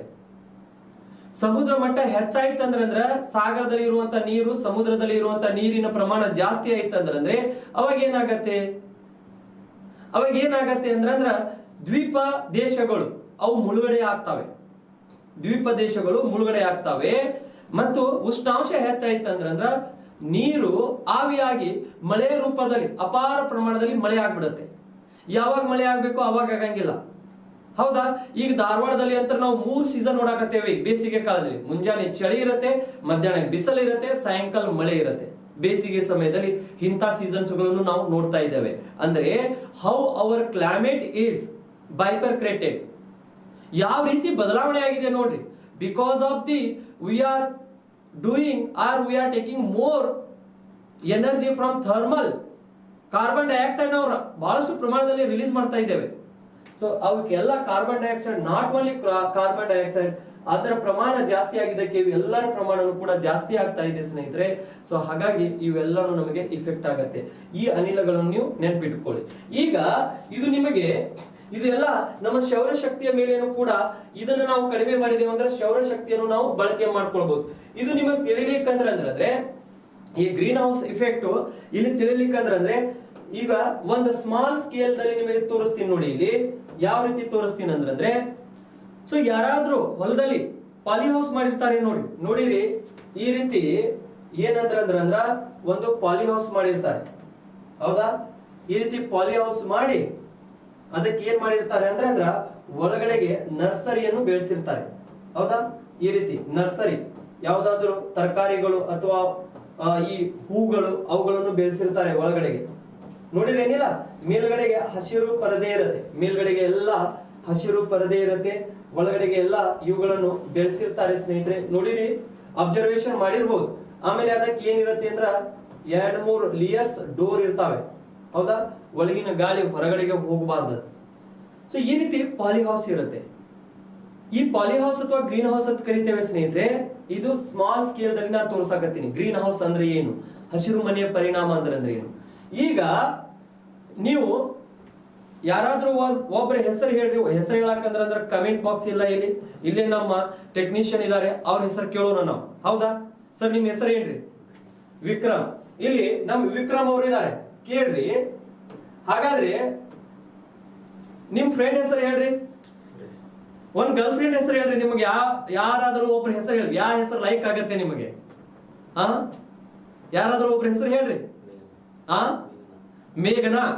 ಸೊ ಇಲ್ಲಿ ನಮ್ಮ ವಿಕ್ರಮ್ ಅವರು ಇದ್ದಾರೆ, ಅವ್ರಿಗೆ ಲೈಕ್ ಆಗುವಂತ ಹೆಸರು ಯಾವ್ದಿದೆ ಅಂದ್ರೆ ಸ್ನೇಹಿತರೆ, ಯಾಕಂದ್ರೆ ನಿಮಗ್ ಕೇಳ್ತಿದ್ದೆ ನಾನು. ಇಲ್ಲಿ ಕಮೆಂಟ್ ಬಾಕ್ಸ್ ಇಲ್ಲಲ್ಲ, ಅದಕ್ಕೆ ನಾನು ಕೇಳಲಿಲ್ಲ. ಇಲ್ಲಿಕಂದ್ರೆ ನೀವು ಎಲ್ಲಾರ್ಕಿಂತ ಮುಂಚೆ ನೀವೇ ಹೇಳ್ತಿದ್ರಿ. ಅವರು ಫ್ರೆಂಡ್ ಯಾರಿದ್ದಾರೆ ಅಂದ್ರೆ ಮೇಘನಾ. ಯಾರು? ಮೇಘನಾ, ಹೌದಾ? ಇಲ್ಲಿ ನಮ್ಮ ವಿಕ್ರಮ್ ಅವರು ಇದ್ದಾರೆ. ಯಾರು? ನಮ್ಮ ವಿಕ್ರಮ್ ಅವರು. ಇಲ್ಲಿ ನಮ್ಮ ಮೇಘನಾ ಅಲ್ಲ. ಯಾರು ಮೇಘನಾ? ನಮ್ಮ ವಿಕ್ರಮ್ ಸರ್ ಅವರ ಮೇಘನಾ. ಸೊ ಇಲ್ಲಿ ಇದ್ದಾಗ ಅವರು ನಮ್ಮ ವಿಕ್ರಮ್ ಅವರು ಏನಂದ್ರೆ ಅವ್ರಿಗೆ ಗ್ರೀನ್ ಹೌಸ್ ಅಂದ್ರೆ ಏನಂತ ಗೊತ್ತಿರಂಗಿಲ್ಲ. ಮೇಘನಾ ಅವರಿಗೆ ಚೆನ್ನಾಗಿ ಗೊತ್ತಿರುತ್ತೆ ಸ್ನೇಹಿತರೆ ಎದ್ರ ಬಗ್ಗೆ, ಈ ಗ್ರೀನ್ ಹೌಸ್ ಅಂದ್ರೆ ಏನಂತ. ಅವಾಗ ವಿಕ್ರಮ್ ಅವರು ಎಕ್ಸಾಮ್ ಓದ್ತಿರ್ತಾರೆ. ಅವಾಗ ಅವ್ರು ಕೇಳ್ತಾರೆ, ಮೇಘನಾ ಅವರೇ, ನನಗೆ ಗ್ರೀನ್ ಹೌಸ್ ಇಫೆಕ್ಟ್ ಅಂದ್ರೆ ನನಗೆ ಏನಂತ ಗೊತ್ತಿಲ್ಲ, ಒಂದು ದಿನ ನನಗೆ ಅದ್ರ ಬಗ್ಗೆ ಹೇಳ್ಕೊಡ್ರಿ ಅಂತ ಕೇಳ್ತಾರೆ ಫೋನ್ ಮಾಡಿ. ಆಯ್ತು ಬಾರೋ ಮರಯಾನಿ ಅಂತ ಹೇಳ್ತಾರೆ ಅವ್ರು. ಹಾಗಾದ್ರೆ ಯಾವಾಗ ಬರ್ಲಿ ಅಂತ ಕೇಳ್ತಾನೆ ಇವ. ಸಂಡೇ ಬಾರ್ಲ ಅಂತಾರೆ ಅವ್ರು, ಹೌದಾ? ಸಂಡೇ ಬಾ ಅಂದಾಗ, ಸೊ ಸಂಡೇ ಯಾಕೆ ಚೂಸ್ ಮಾಡ್ಕೊತಾರೆ ಅಂದ್ರೆ ಸಂಡೇ ಫ್ರೀ ಇರ್ತಾರೆ. ಬಾ, ನಮ್ಮ ಹೊಲದಾಗ ಯಾರು ಇಲ್ಲ, ಬಾ ಹೋಗೋಣ ಅಂತ ಇಬ್ರು ಬರ್ತಾರೆ. ಎಲ್ಲಿಗೆ ಬರ್ತಾರೆ? ಹೊಲಕ್ ಬರ್ತಾರೆ ಸ್ನೇಹಿತರೆ, ತೋಟಕ್ಕೆ ಬರ್ತಾರೆ. ಇಬ್ರು ಬಂದ ನಂತರ ಇಲ್ಲಿ ನಿಂದಿರ್ತಾರೆ, ಹೌದಾ? ನಿಂತಾಗ ವಿಕ್ರಮ್ ಏನೇ ಇದ್ರು ಹೊರಗಡೆಗೆ ಹೇಳ, ನನಗ ನಾವು ಒಳಗಡೆಗೆ ಬರೋವಂಗಿಲ್ಲ ಮೇಘನಾ ಅವ್ರೆ ಅಂತ ಹೇಳ್ತಾನೆ. ಏ ಮರಾಯ, ನೀನು ಗೊತ್ತಾಗಂಗಿಲ್ಲ, ಬಾ ಒಳಗಂತಾರೆ. ಆದ್ರೂ ನಮ್ ವಿಕ್ರಮ್ ಅವರು ಒಳಗಡೆ ಹೋಗಂಗಿಲ್ಲ. ಇಲ್ಲ ನಾವು ಒಳಗಡೆಗೆ ಬರಂಗಿಲ್ಲ, ಹೊರಗಡೆಗೆನೆ ಹೇಳೋದು ನೀವು ನಮಗೆ ಏನಿದ್ರು. ಅವಾಗ ಆದ್ರೂ ಕೇಳಂಗಿಲ್ಲ ಮೇಘನ ಅವರು, ಬಾ ನೀನು ಗ್ರೀನ್ ಹೌಸ್ ತಿಳಿಬೇಕಂದ್ರ ಒಳಗ್ ಬಾ. ಎಲ್ಲಿ ಬಾ? ಒಳಗ್ ಬಾ. ಒಳಗ್ ಕರ್ಕೊಂಡು ಹೋಗ್ತಾರೆ ಸ್ನೇಹಿತರೆ. ಒಳಗ್ ಕರ್ಕೊಂಡು ಹೋಗಿ ಇಬ್ರು ನಿಂತು ಬಿಡ್ತಾರೆ ಇಲ್ಲಿ ಒಳಗ. ಇಬ್ರು ನಿಂತಾಗ ವಿಕ್ರಮ್ ಅವರಿಗೆ ಏನಾಗ್ಲಿಕ್ಕೆ ಸ್ಟಾರ್ಟ್ ಆಗತ್ತೆ ಅಂದ್ರ ಸ್ವೆಟ್ಟಿಂಗ್ ಆಗ್ಲಿಕ್ಕೆ ಸ್ಟಾರ್ಟ್ ಆಗತ್ತೆ, ಬೆವರಾಕ್ ಚಾಲು ಮಾಡ್ಬಿಡ್ತಾರೆ ಅವರು. ಹೌದಾ? ಸೊ ಯಾಕೆ ಬೆವರ್ಲಿಕ್ಕೆ ಸ್ಟಾರ್ಟ್ ಮಾಡಿದ್ರು ಅವರು? ಏನಾದ್ರೂ ಆಗಿರ್ಬೋದಾ ಅಲ್ಲಿ? ಏನೂ ಆಗಿಲ್ಲ ಸ್ನೇಹಿತರೆ. ಹೊರಗಡೆಗೆ ಇದ್ದಾಗ ಅವ್ರಿಗೆ ಸ್ವೆಟ್ಟಿಂಗ್ ಬರ್ಲಿಲ್ಲ, ಒಳಗಡೆಗೆ ಕರ್ಕೊಂಡು ಹೋದಾಗ ಸ್ವೆಟ್ಟಿಂಗ್ ಸ್ಟಾರ್ಟ್ ಆಯ್ತು. ಏನ್ ಹೆದರಿಕೆ ಆಯ್ತಾ? ಆ ರೀತಿ ಇಲ್ಲ. ಏನಾಯ್ತ್ರಿ? ಏನೂ ಆಗಿಲ್ಲ. ಏನಾಗಿರತ್ತೆ ನೋಡ್ರಿ ಅಲ್ಲಿ. ಏನಾಗಿರತ್ತೆ ಅಂದ್ರೆ ಈ ಭಾಗದಲ್ಲಿ ಈಗ ಈ ಪಾಲಿ ಹೌಸ್ ಏನಿರತ್ತಲ್ಲ ಅಥವಾ ಈ ಗ್ರೀನ್ ಹೌಸ್ ಏನಿರತ್ತಲ್ಲ ಸ್ನೇಹಿತರೆ, ಇದಕ್ಕೆ ಹೋಲ್ ಇರ್ತಾವೆ ಮೇಲಿನ ಪದರಕ್ಕೆ. ನೀವು ನೋಡ್ರಿ, ನೀವು ಆ ಮೇಲಿನ ಒಂದು ಕವರ್ ಹಾಕಿರ್ತಾರಲ್ಲ, ಹೋಲ್ ಇರ್ತಾವೆ. ಇದರ ಮುಖಾಂತರ, ಈ ಹೋಲಿನ ಮುಖಾಂತರ ಸೂರ್ಯನ ಕಿರಣಗಳು ಬರ್ತಿರ್ತಾವೆ ಒಳಗಡೆಗೆ. ಹೌದಾ? ಈ ಒಳಗಡೆಗೆ ಏನ್ ಸೂರ್ಯನ ಕಿರಣಗಳು ಬರ್ತಿರ್ತಾವಲ್ಲ ಸ್ನೇಹಿತರೆ, ಅವು ಶಾರ್ಟ್ ವೇವ್ಸ್. ಹೌದಾ? ಯಾವ ವೇವ್ಸ್ ಇರ್ತಾವೆ? ಶಾರ್ಟ್ ವೇವ್ಸ್, ಗಿಡ್ಡ ತರಂಗಗಳು. ಅವು ಬಂದು ಇಲ್ಲಿ ಭೂಮಿಗೆ ಬಂದು ಅಪ್ಪಳಿಸ್ತಾವೆ ಈ ಪಾಲಿ ಹೌಸ್ ಒಳಗ. ಅವಾಗ ಈ ಭೂಮಿ ಕಿರಣಗಳನ್ನು ಹೀರ್ಕೊಂಡ್ ಬಿಡತ್ತೆ ಸ್ನೇಹಿತರೆ. ಹೀರ್ಕೊಂಡ್ ಬಿಟ್ಟಾಗ ಇಲ್ಲಿ ಏನಾಗತ್ತೆ ಅಂದ್ರ ನಂತರ ಭೂಮಿ ಇಲ್ಲಿದಿಂದ ಲಾಂಗ್ ವೇವ್ಸ್ ರೂಪದಲ್ಲಿ ವಾಪಸ್ ರಿಫ್ಲೆಕ್ಟ್ ಮಾಡತ್ತೆ. ಹೌದಾ? ಅವಾಗ ರಿಫ್ಲೆಕ್ಟ್ ಮಾಡುವಾಗ ಒಳಗಡೆಗೆ ಏನಂದ್ರೆ ಈ ಮೇಲಿನ ಪದರ ಏನಿದೆಯಲ್ಲ ಅದನ್ನ ತಡೆಗಟ್ಟಿ ಬಿಡುತ್ತೆ. ಸರ್ ಮತ್ ಹೋಲ್ ಇತ್ತಲ್ರಿ, ಅದ್ರ ಮುಖಾಂತರ ಹೋಗ್ಬೋದಲ್ರಿ? ಅದ್ರ ಮುಖಾಂತರ ಹೋಗತ್ತೆ ಹೊರಗಡೆಗೆನು ಕೂಡ. ಆದ್ರೆ ಈ ಲಾಂಗ್ ವೇವ್ಸ್ ಏನ್ ಬರ್ತಾವಲ್ಲ ವಾಪಸ್, ಲಾಂಗ್ ವೇವ್ಸ್ ವಾಪಸ್ ಏನ್ ರಿಫ್ಲೆಕ್ಟ್ ಹೋಗ್ತೈತಲ್ಲ, ಇವು ದೀರ್ಘ ರೂಪದಲ್ಲಿ ಹೋಗ್ತಾವೆ. ಯಾಕಂದ್ರೆ ಭೂಮಿ ಕಾದ ನಂತರ ಎಕ್ಸೆಸ್ ಏನಂದ್ರ ಉಷ್ಣಾಂಶ ರಿಲೀಸ್ ಮಾಡತ್ತೆ. ಅವಾಗ ಈ ಒಳಗಡೆಗೆ ಏನಂದ್ರೆ ನಮಗೆ ಉಷ್ಣಾಂಶ ಹೆಚ್ಚಾಗಿರುತ್ತೆ ಸ್ನೇಹಿತರೆ. ಇಲ್ಲಿ ಉಷ್ಣಾಂಶ ಹೆಚ್ಚಾಗಿರುತ್ತೆ ಅಂದ್ರ ಇಂಥ ಪಾಲಿ ಹೌಸ್ ಗಳಲ್ಲಿ ಅವ್ರು ಏನ್ ಮಾಡಿರ್ತಾರೆ ಅಂದ್ರೆ ಇಲ್ಲಿ ಉಷ್ಣಾಂಶ ಹೆಚ್ಚಾಯ್ತಂದ್ರ ಒಳಗಡೆಗೆ ಏನ್ ಬಿಟ್ಬಿಡ್ತಾರೆ ಅಂದ್ರ ಫಾಗ್ ಬಿಟ್ಬಿಡ್ತಾರೆ. ಅಲ್ಲಿ ಒಂದು ಥರ್ಮೋಮೀಟರ್ ಫಿಕ್ಸ್ ಮಾಡಿರ್ತಾರೆ. ಥರ್ಮೋಮೀಟರ್ ದಲ್ಲಿ ಏನಾಗತ್ತೆ ಅಂದ್ರೆ ಸ್ನೇಹಿತರೆ, ಈ ಥರ್ಮೋಮೀಟರ್ ಉಷ್ಣಾಂಶವನ್ನು ಅಳೆಯುವಂತ ಮಾಪಕ. ಇದು ಥರ್ಮೋಮೀಟರ್ ಏನ್ ಅಳೆಯುವಂತ ಮಾಪಕ? ಉಷ್ಣಾಂಶವನ್ನು ಅಳೆಯುವಂತ ಮಾಪಕ ಯಾವುದು? ಥರ್ಮೋಮೀಟರ್. ಈ ಥರ್ಮೋಮೀಟರ್ ದಲ್ಲಿ ಉಷ್ಣಾಂಶ ಹೆಚ್ಚಾಯ್ತಂದ್ರೆ ಇಲ್ಲಿ ಏನಾಗ್ಬಿಡತ್ತೆ ಅಂದ್ರ ಸೊ ಆ ಫಾಗ್ ಬಿಟ್ಬಿಡ್ತಾರೆ. ತಂಪಾದಂತ ಗಾಳಿಯನ್ನು ಬಿಟ್ಟು ಉಷ್ಣಾಂಶ ಇಲ್ಲಿ ಮೇಂಟೈನ್ ಮಾಡ್ತಾರೆ. ಹಾಗಾದ್ರೆ ಇಲ್ಲಿ ನಾವು ಇದೇ ಸೇಮ್ ಥಿಂಗ್ಸ್ ಇಲ್ಲಿ ಮೇಂಟೈನ್ ಮಾಡಿದ್ರು. ಆಮೇಲೆ ಈ ರೀತಿ ಗ್ರೀನ್ ಹೌಸ್ ಆಯ್ತತ್ತ ಇವರು ಮೇಘನಾ ಅವರು ವಿಕ್ರಮ್ ಅವರಿಗೆ ಹೇಳ್ತಾರೆ. ಸೊ ನಾವು ಈ ಸಣ್ಣ ಸ್ಕೇಲ್ ದಲ್ಲಿ ಮಾಡಿದ್ದೇವೆ. ಸೊ ಇದೇ ರೀತಿ ದೊಡ್ಡ ಪ್ರಮಾಣದಲ್ಲಿ ಇಲ್ಲಿ ಭೂಮಿಯ ಮೇಲೆ ಆಗಿರುತ್ತೆ ಸ್ನೇಹಿತರೆ. ಅದು ಒಂದು ಪಾಲಿ ಹೌಸ್ ದಲ್ಲಿ ಒಂದು ತಂಪಾದಂತ ಗಾಳಿ ಬಿಟ್ಟು ನಾವು ಏನಂದ್ರ ಮೇಂಟೈನ್ ಮಾಡಿದ್ದೇವೆ. ಇಲ್ಲಿ ಭೂಮಿಯ ಮೇಲೆ ಈ ಓಝೋನ್ ಪದರ ಇದೆ. ಇಲ್ಲಿ ಯಾವ ಗಾಳಿ ಬಿಡ್ತಿರಪ್ಪ, ಇಷ್ಟೆಲ್ಲ ಅನಿಲಗಳು ಇವೆಲ್ಲ ಏನಿದಾವಲ್ಲ, ಇವೆಲ್ಲ ಗ್ರೀನ್ ಹೌಸ್ ಗ್ಯಾಸಸ್ ಅನಿಲಗಳು ಲಾಂಗ್ ವೇವ್ಸ್ ಮುಖಾಂತರ ಹೋಗಿರ್ತಾವೆ. ಇಲ್ಲಿ ಅವು ಹೋಗಿರ್ತಾವೆ ಅಂದ್ರ ಭೂಮಿಯ ಮೇಲೆ ಯಾವ ಗಾಳಿ ಬಿಡುದು ನಾವು ಬಿಡಕ್ ಆಗತ್ತೆಯಾ? ಇಲ್ಲ. ಅದಕ್ಕ ಇಲ್ಲಿ ಏನಾಗತ್ತೆ ಅಂದ್ರೆ ಈ ಎಲ್ಲಾ ಅನಿಲಗಳು ಓಝೋನ್ ಪದರ ಮೇಲೆ ಪರಿಣಾಮ ಬೀರುತ್ತೆ ಸ್ನೇಹಿತರೆ. ಈ ಪರಿಣಾಮದಿಂದ ಓಝೋನ್ ಪದರದ ಒಂದು ತೆಳುವಾಗುವಿಕೆ ಆಗತ್ತೆ.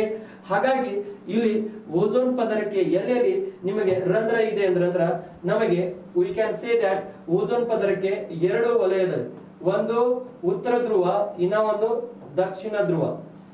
ಭೂಮಿಯ ಮೇಲೆ ಒಂದು ಉತ್ತರ ಧ್ರುವದ ಕಡೆಗೆ ಓಝೋನ್ ಪದರಕ್ಕೆ ರಂಧ್ರ ಇದೆ. ಇನ್ನ ಒಂದು ಈಗ ನೋಡಿ ಉತ್ತರ ಧ್ರುವ ಮತ್ತು ದಕ್ಷಿಣ ಧ್ರುವ ಅಂದ್ರೆ ಆರ್ಕೆಟಿಕ್ ವಲಯ ಮತ್ತು ಅಂಟಾರ್ಟಿಕಾ ವಲಯದ ಕಡೆಗೆ ಏನಿದೆ ಅಂದ್ರ ರಂಧ್ರಗಳು ಇದಾವೆ ಸ್ನೇಹಿತರೆ, ಈ ಭಾಗದಲ್ಲಿ ಮತ್ತು ಈ ಭಾಗದಲ್ಲಿ. ಯಾಕಂದ್ರೆ ಈ ಎರಡು ಧ್ರುವ ಪ್ರದೇಶದಿಂದ ಓಝೋನ್ ಪದರ ಹತ್ತಿರ ಆಗತ್ತೆ.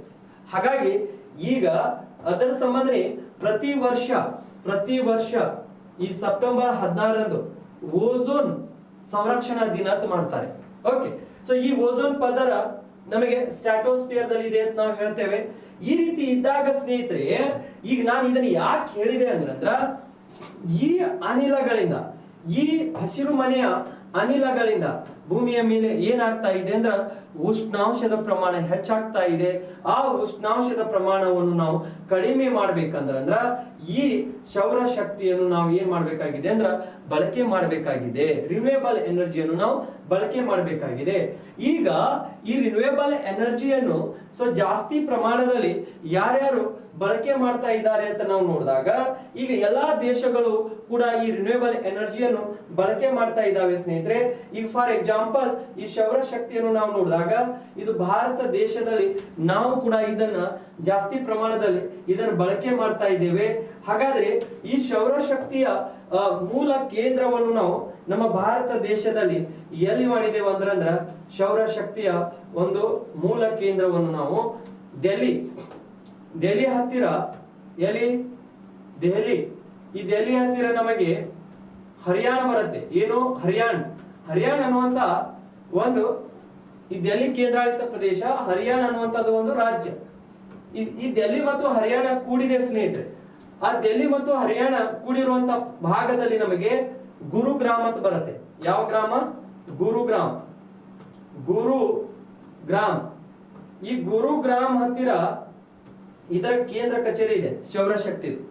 ಗುರುಗ್ರಾಮದ ಹತ್ತಿರ ಈ ಗುರುಗ್ರಾಮಕ್ಕೆ ನಾವು ಗುಡ್ಗಾಂವ್ ಅಂತ ಕೂಡ ಕರಿತೇವೆ. ಏನಂತ ಕರಿತೇವೆ? ಗುಡ್ಗಾಂವ್.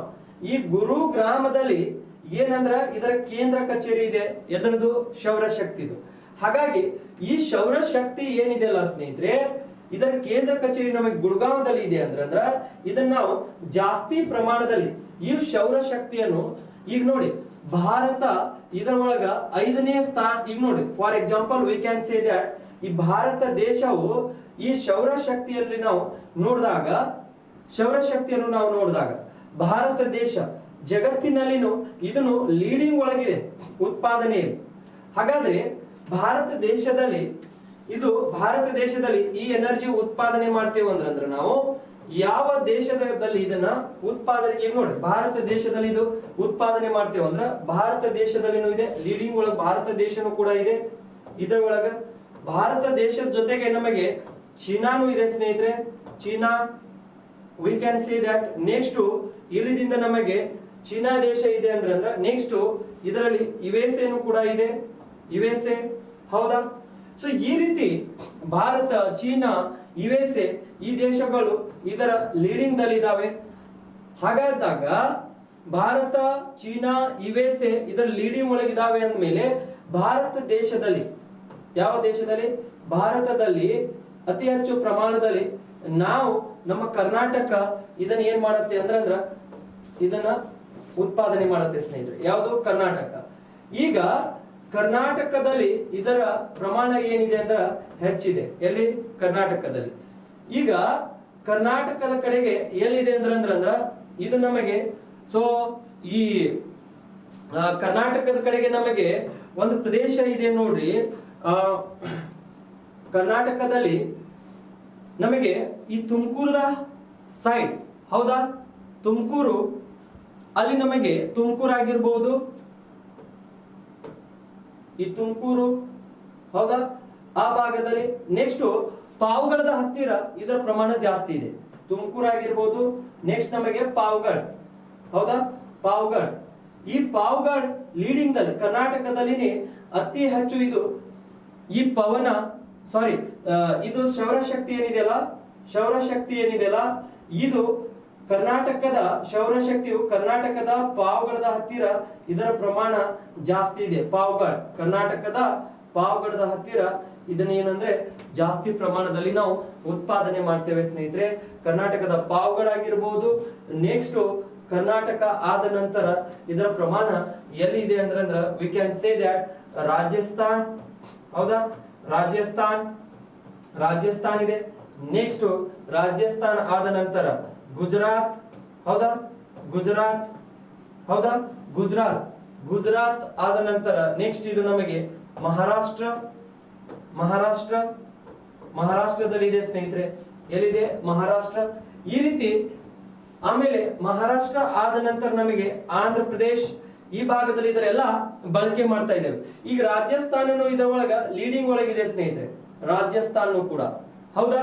ಸೊ ಈ ರೀತಿ ಈ ಭಾರತ ದೇಶದಲ್ಲಿನೂ ಕೂಡ ಈ ಎನರ್ಜಿಯನ್ನು ನಾವು ಬೇರೆ ಬೇರೆ ರಾಜ್ಯಗಳಲ್ಲೂ ಕೂಡ ನಾವು ಉತ್ಪಾದನೆ ಮಾಡ್ತೇವೆ ಅಂದ್ರ ಇವುಗಳನ್ನು ಒಂದ್ ಸ್ವಲ್ಪ ನಾವು ಏನ್ ಮಾಡ್ಬೇಕಾಗಿದೆ ಅಂದ್ರ ನೆನ್ಪಿಟ್ಕೋಬೇಕಾಗಿದೆ ಸ್ನೇಹಿತರೆ. So this is all about ನಮಗೆ ಯಾವ ಶಕ್ತಿ ಆಗಿರುತ್ತೆ ಅಂದ್ರ ಈ ಸೌರ ಶಕ್ತಿ. ಹಾಗಾದ್ರೆ ಇದು ರಿನ್ಯೂಯಬಲ್ ಎನರ್ಜಿ, ಇದನ್ನ ನಾವು ಉತ್ಪಾದನೆ ಮಾಡಲೇಬೇಕು ಸ್ನೇಹಿತರೆ. ಇದನ್ನು ಉತ್ಪಾದನೆ ಮಾಡಿದೇವೆ ಅಂದ್ರ ಈ ಸೋಲಾರ್ ಪ್ಲೇಟ್ ಇವುಗಳನ್ನು ನಾವು ಬಳಕೆ ಮಾಡಿ ಈ ವಿದ್ಯುತ್ ಅನ್ನು ಉತ್ಪಾದನೆ ಮಾಡಿದೇವೆ ಅಂದ್ರ ಸೊ ನಾವು ಜಾಗತಿಕ ತಾಪಮಾನವನ್ನು ಕಡಿಮೆ ಮಾಡಬಹುದು. ಏನು ಕಡಿಮೆ ಮಾಡಬಹುದು?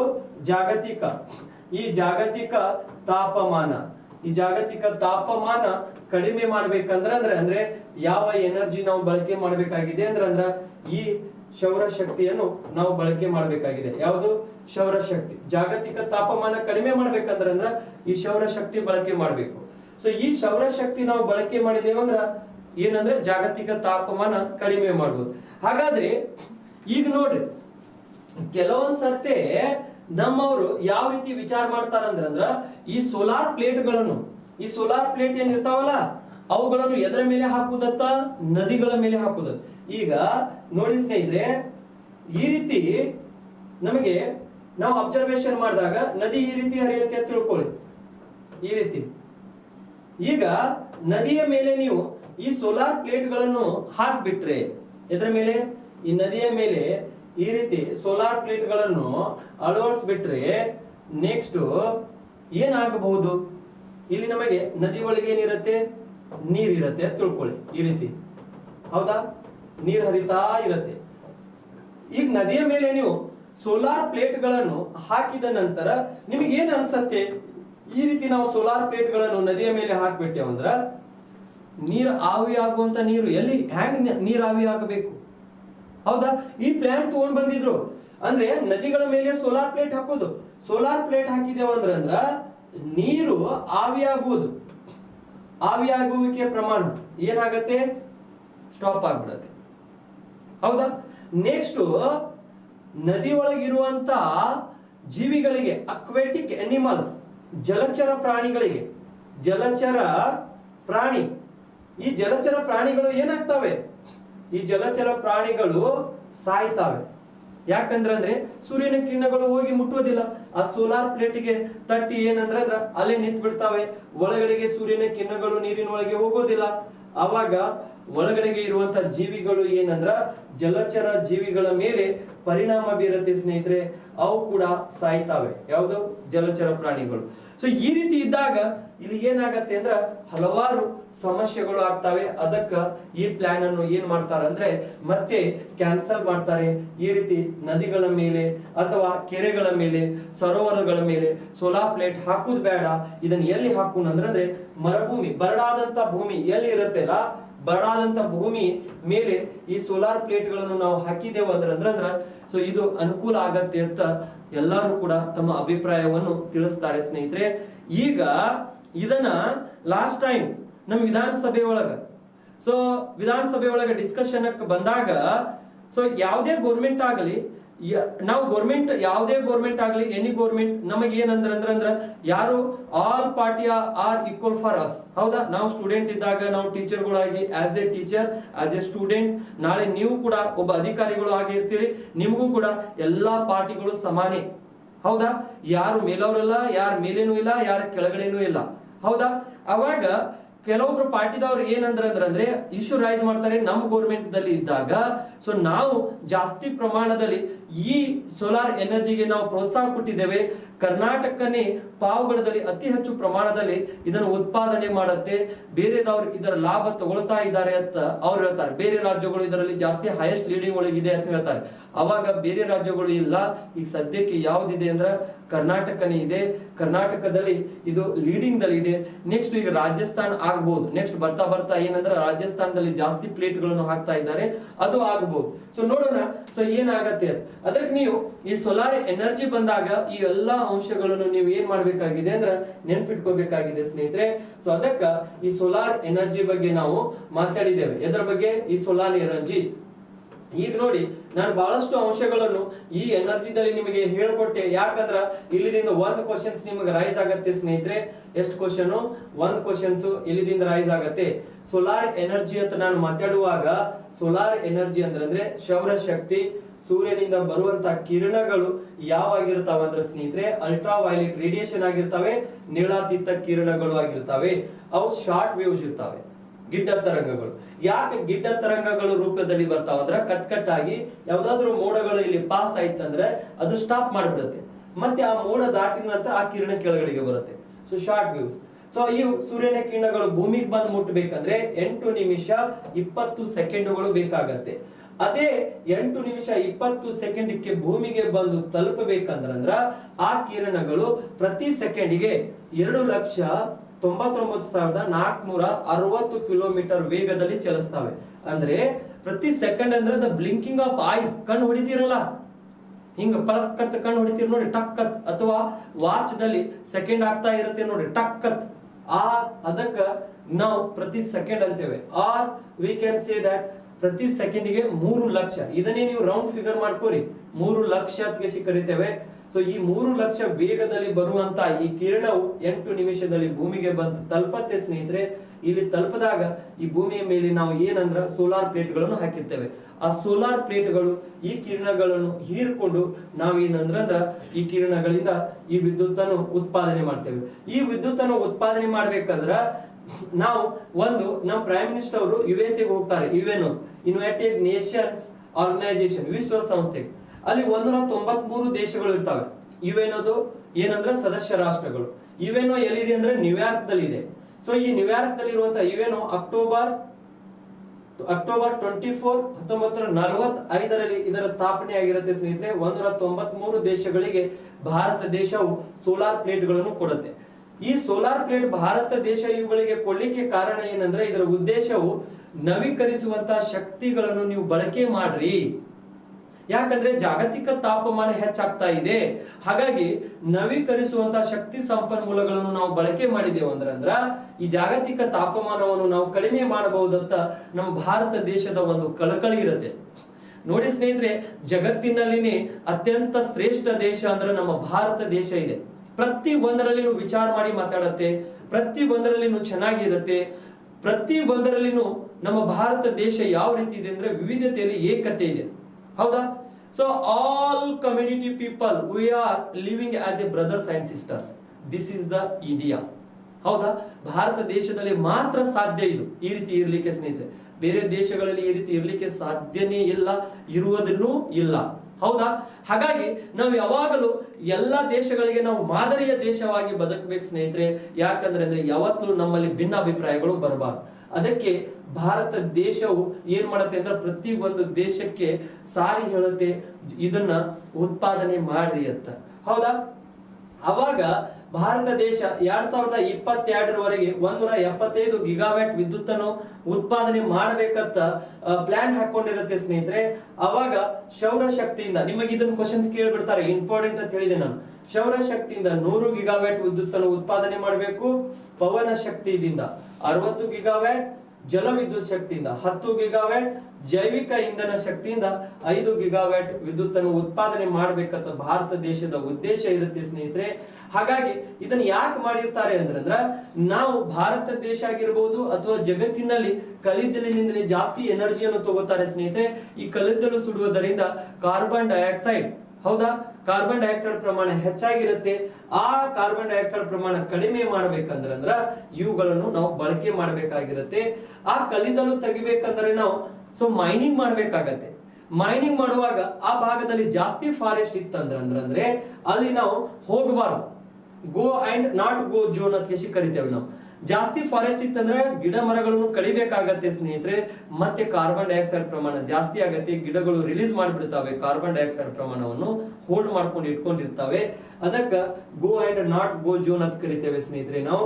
ನೆಕ್ಸ್ಟ್ ಅಲ್ಲಿಂದ ಈ ಜಾಗತಿಕ ನೋಡಿ, ಜಾಗತಿಕ ವಾತಾವರಣದಲ್ಲಿ ಜಾಗತಿಕ ತಾಪಮಾನ ಜಾಸ್ತಿ ಆಗಿದೆ. ಈ ಜಾಗತಿಕ ತಾಪಮಾನವನ್ನು ಹೆಚ್ಚು ಮಾಡುವಂತ ಅನಿಲಗಳು ಯಾವ ಇದ್ವು ಅಂದ್ರ ಆ ಅನಿಲಗಳಿಗೆ ನಾವು ಹಸಿರು ಮನೆಯ ಅನಿಲಗಳು ಅಂತ ಕರೆದೇವೆ. ನೀರಾವಿ, carbon dioxide, nitrous oxide, carbon monoxide, sulphur dioxide ಅಂದ್ರ SO2, ಮೀಥೇನ್, ಆಮೇಲೆ CFC, HFC, ಕ್ಲೋರಿನ್ ಮತ್ತು ಬ್ರೋಮಿನ್ ಇವೆಲ್ಲವೂ ಇರ್ತವೆ ಸ್ನೇಹಿತರೆ.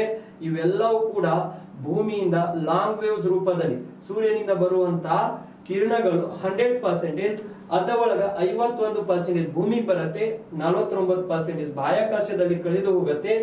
ಈ 51% ಭೂಮಿ 21% ತಾನು ಇರ್ಕೊಂಡು 30% ಪ್ರತಿಫಲನ ಮಾಡುತ್ತೆ.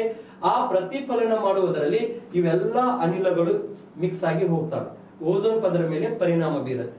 ಓಝೋನ್ ಪದರಕ್ಕೆ ಏನಾಗತ್ತೆ? ರಂಧ್ರ ಆಗತ್ತೆ. ಹೌದಾ? ರಂಧ್ರ ಆದಾಗ ಆ ರಂಧ್ರದ ಮುಖಾಂತರ ಆ ಕಿರಣಗಳು ಬಂದ್ರಂದ್ರೆ ಜೀವಿಗಳ ಮೇಲೆ ಪರಿಣಾಮ ಬೀರುತ್ತೆ. ಮನುಷ್ಯನ ಮೇಲೆ ಸ್ಕಿನ್ ಕ್ಯಾನ್ಸರ್ ಆಗತ್ತೆ, ಮನುಷ್ಯನ ಮೇಲೆ ಪರಿಣಾಮ ಬೀರುತ್ತೆ ಸ್ನೇಹಿತರೆ. ನೆಕ್ಸ್ಟ್ ಇದನ್ನ ನಾನು ಸ್ಮಾಲ್ ಸ್ಕೇಲ್ ದಲ್ಲಿ ನಿಮಗೆ ತೋರಿಸಿದೆ. ನಮ್ಮ ವಿಕ್ರಮ್ ಅವ್ರದ್ದು ಮತ್ತು ಮೇಘನಾ ಅವರ ಒಂದು ಸ್ಟೋರಿ ತಗೊಂಡು ನಾನು ಒಂದು ಸಣ್ಣ ಸ್ಕೇಲ್ ದಲ್ಲಿ ಗ್ರೀನ್ ಹೌಸ್ ಯಾವ ರೀತಿ ಆಗತ್ತೆ ಅಂತ ಸಣ್ಣ ಸ್ಕೇಲ್ ದಲ್ಲಿ ನಾವು ಪಾಲಿ ಹೌಸ್ ಮುಖಾಂತರ ನಾವು ನೋಡಿದ್ದೇವೆ ಸ್ನೇಹಿತರೆ. ಇದು ನಿಮಗ ಗೊತ್ತಿಲ್ಲ, ಇದು ಸ್ಮಾಲ್ ಸ್ಕೇಲ್, ಇದು ಬಿಗ್ ಸ್ಕೇಲ್. ಯಾವುದು? ಈ ಭಾಗದಲ್ಲಿ ತೋರಿಸಿದೆಲ್ಲ ಓಝೋನ್ ಪದರ, ಇಲ್ಲಿ ಲಾಂಗ್ ವೇವ್ಸ್ ಹೋಗ್ತಾವಲ್ಲ, ಇದನ್ನ ನೋಡಿದ್ದೇವೆ ನಾವು. ಇದರ ಮುಖಾಂತರ ನೆಕ್ಸ್ಟ್ ಇದು ನಮಗೆ ದೆಹಲಿಯ ಸೌರಶಕ್ತಿಯ ನಮ್ದು ಒಂದು ದೆಹಲಿ ಹತ್ತಿರ ಹರಿಯಾಣ ರಾಜ್ಯ ಏನಿದೆಯಲ್ಲ, ಅಲ್ಲಿ ಗುಡ್ಗಾಂವ್ ಅಂತಿದೆ ಅಥವಾ ಗುರುಗ್ರಾಮ್ ಅಂತಿದೆ, ಅದರ ಕೇಂದ್ರ ಕಚೇರಿ ಇದೆ ಸ್ನೇಹಿತರೆ. ಭಾರತ ದೇಶ ಇದರೊಳಗೆ ಲೀಡಿಂಗ್ ನಲ್ಲಿ ಇದೆ. ಭಾರತ ದೇಶ, ಚೀನಾ, USA ಈ ರೀತಿ ಹಲವಾರು ದೇಶಗಳು ಇದು ಉತ್ಪಾದನೆಯನ್ನು ಮಾಡ್ತಾ ಇದ್ದಾವೆ. ಯಾವುದು? ಸೌರಶಕ್ತಿ. ಈಗ ಭಾರತ ದೇಶದಲ್ಲಿ ಇದು ಲೀಡಿಂಗ್ ದಲ್ಲಿ ಕರ್ನಾಟಕದ ಈ ಪಾವಗಡ್ ಅಲ್ಲಿ ಮತ್ತೆ ತುಮಕೂರು ಆ ಭಾಗದಲ್ಲಿ. ನೆಕ್ಸ್ಟ್ ನಮಗೆ ಪಾವಗಡ್ ನೀವು ನೆನ್ಪಿಟ್ಕೊರಿ, ಪಾವಗಡ್ ಅನ್ನುವಂತ ಪ್ರದೇಶ. ನೆಕ್ಸ್ಟ್ ಕರ್ನಾಟಕ ನಂತರ ರಾಜಸ್ಥಾನ್, ಗುಜರಾತ್, ಮಹಾರಾಷ್ಟ್ರ, ಆಂಧ್ರ ಪ್ರದೇಶ್ ಈ ಭಾಗದಲ್ಲಿ ಇದರ ಪ್ರಮಾಣ ಜಾಸ್ತಿ ಇದೆ ಸ್ನೇಹಿತರೆ. ಈ ಕರ್ನಾಟಕ ಮತ್ತು ರಾಜಸ್ಥಾನದ ಈಗ ಲೀಡಿಂಗ್ ದಲ್ಲಿ ಇದಾವೆ. ಹೌದಾ? ಅದಕ್ಕ ಇದನ್ನ ಉತ್ಪಾದನೆ ಮಾಡ್ತಾರೆ. ಇದರ ಉದ್ದೇಶ ಏನಾಗಿರುತ್ತೆ ಅಂದ್ರೆ ಜಾಗತಿಕ ತಾಪಮಾನವನ್ನು ಕಡಿಮೆ ಮಾಡಬೇಕಾಗಿರುತ್ತೆ ಸ್ನೇಹಿತರೆ. ಅದಕ್ಕೆ ಈ ಸೌರಶಕ್ತಿಯನ್ನು ನಾವು ಬಳಕೆ ಮಾಡ್ತೇವೆ. ಈ ಪ್ಲೇಟ್ಗಳನ್ನು ನದಿಗಳ ಮೇಲೆ ಅಳವಡಿಸೋಣ ಅಂತ ಹೇಳ್ತಾರೆ. ಆದ್ರೆ ನದಿಗಳ ಮೇಲೆ ಇದನ್ನ ಹಾಕಿದ್ದೇವೆ ಅಂದ್ರೆ ಏನಾಗತ್ತೆ ಅಂದ್ರೆ ನೀರು ಆವಿಯಾಗುವಂತ ಪ್ರಮಾಣ ಕಡಿಮೆ ಆಗತ್ತೆ, ಜೀವಿಗಳ ಮೇಲೆ ಪರಿಣಾಮ ಬೀರುತ್ತೆ ಸ್ನೇಹಿತರೆ. ಅದಕ್ಕ ನಮ್ಮ ಭಾರತ ದೇಶದಲ್ಲಿ ನಾವು ಏನಂದ್ರೆ ಇದನ್ನ ಉತ್ಪಾದನೆ ಮಾಡಬೇಕಾಗತ್ತೆ ಸ್ನೇಹಿತರೆ. ಯಾವುದು? ಈ ಸೌರಶಕ್ತಿ ನಾವು ಉತ್ಪಾದನೆ ಮಾಡಿದ್ದೇವೆ ಅಂದ್ರೆ ಜಾಸ್ತಿ ಪ್ರಮಾಣದಲ್ಲಿ, not only in India, over all the world. So ನಾವು ಇದನ್ನು ಉತ್ಪಾದನೆ ಮಾಡಬೇಕಾಗತ್ತೆ, ಪರಿಸರವನ್ನು ಸಂರಕ್ಷಣೆ ಮಾಡಬೇಕಾಗತ್ತೆ. ಹಾಗಾಗಿ ರಿನ್ಯೂವೇಬಲ್ ಎನರ್ಜಿ ಕಡೆಗೆ ನಾವು ಒಂದು ಸ್ವಲ್ಪ ಕಾನ್ಸಂಟ್ರೇಷನ್ ಕೊಡಬೇಕಾಗತ್ತೆ ಸ್ನೇಹಿತರೆ. ನೆಕ್ಸ್ಟ್ ಮುಂದಿನ ಅಂಶಗಳನ್ನು ನಾವು ನಾಳೆ ಕ್ಲಾಸ್ ನಲ್ಲಿ ಮತ್ತೆ ಡಿಸ್ಕಷನ್ ಮಾಡೋಣ. Have a nice day. Bye. Again tomorrow will meet.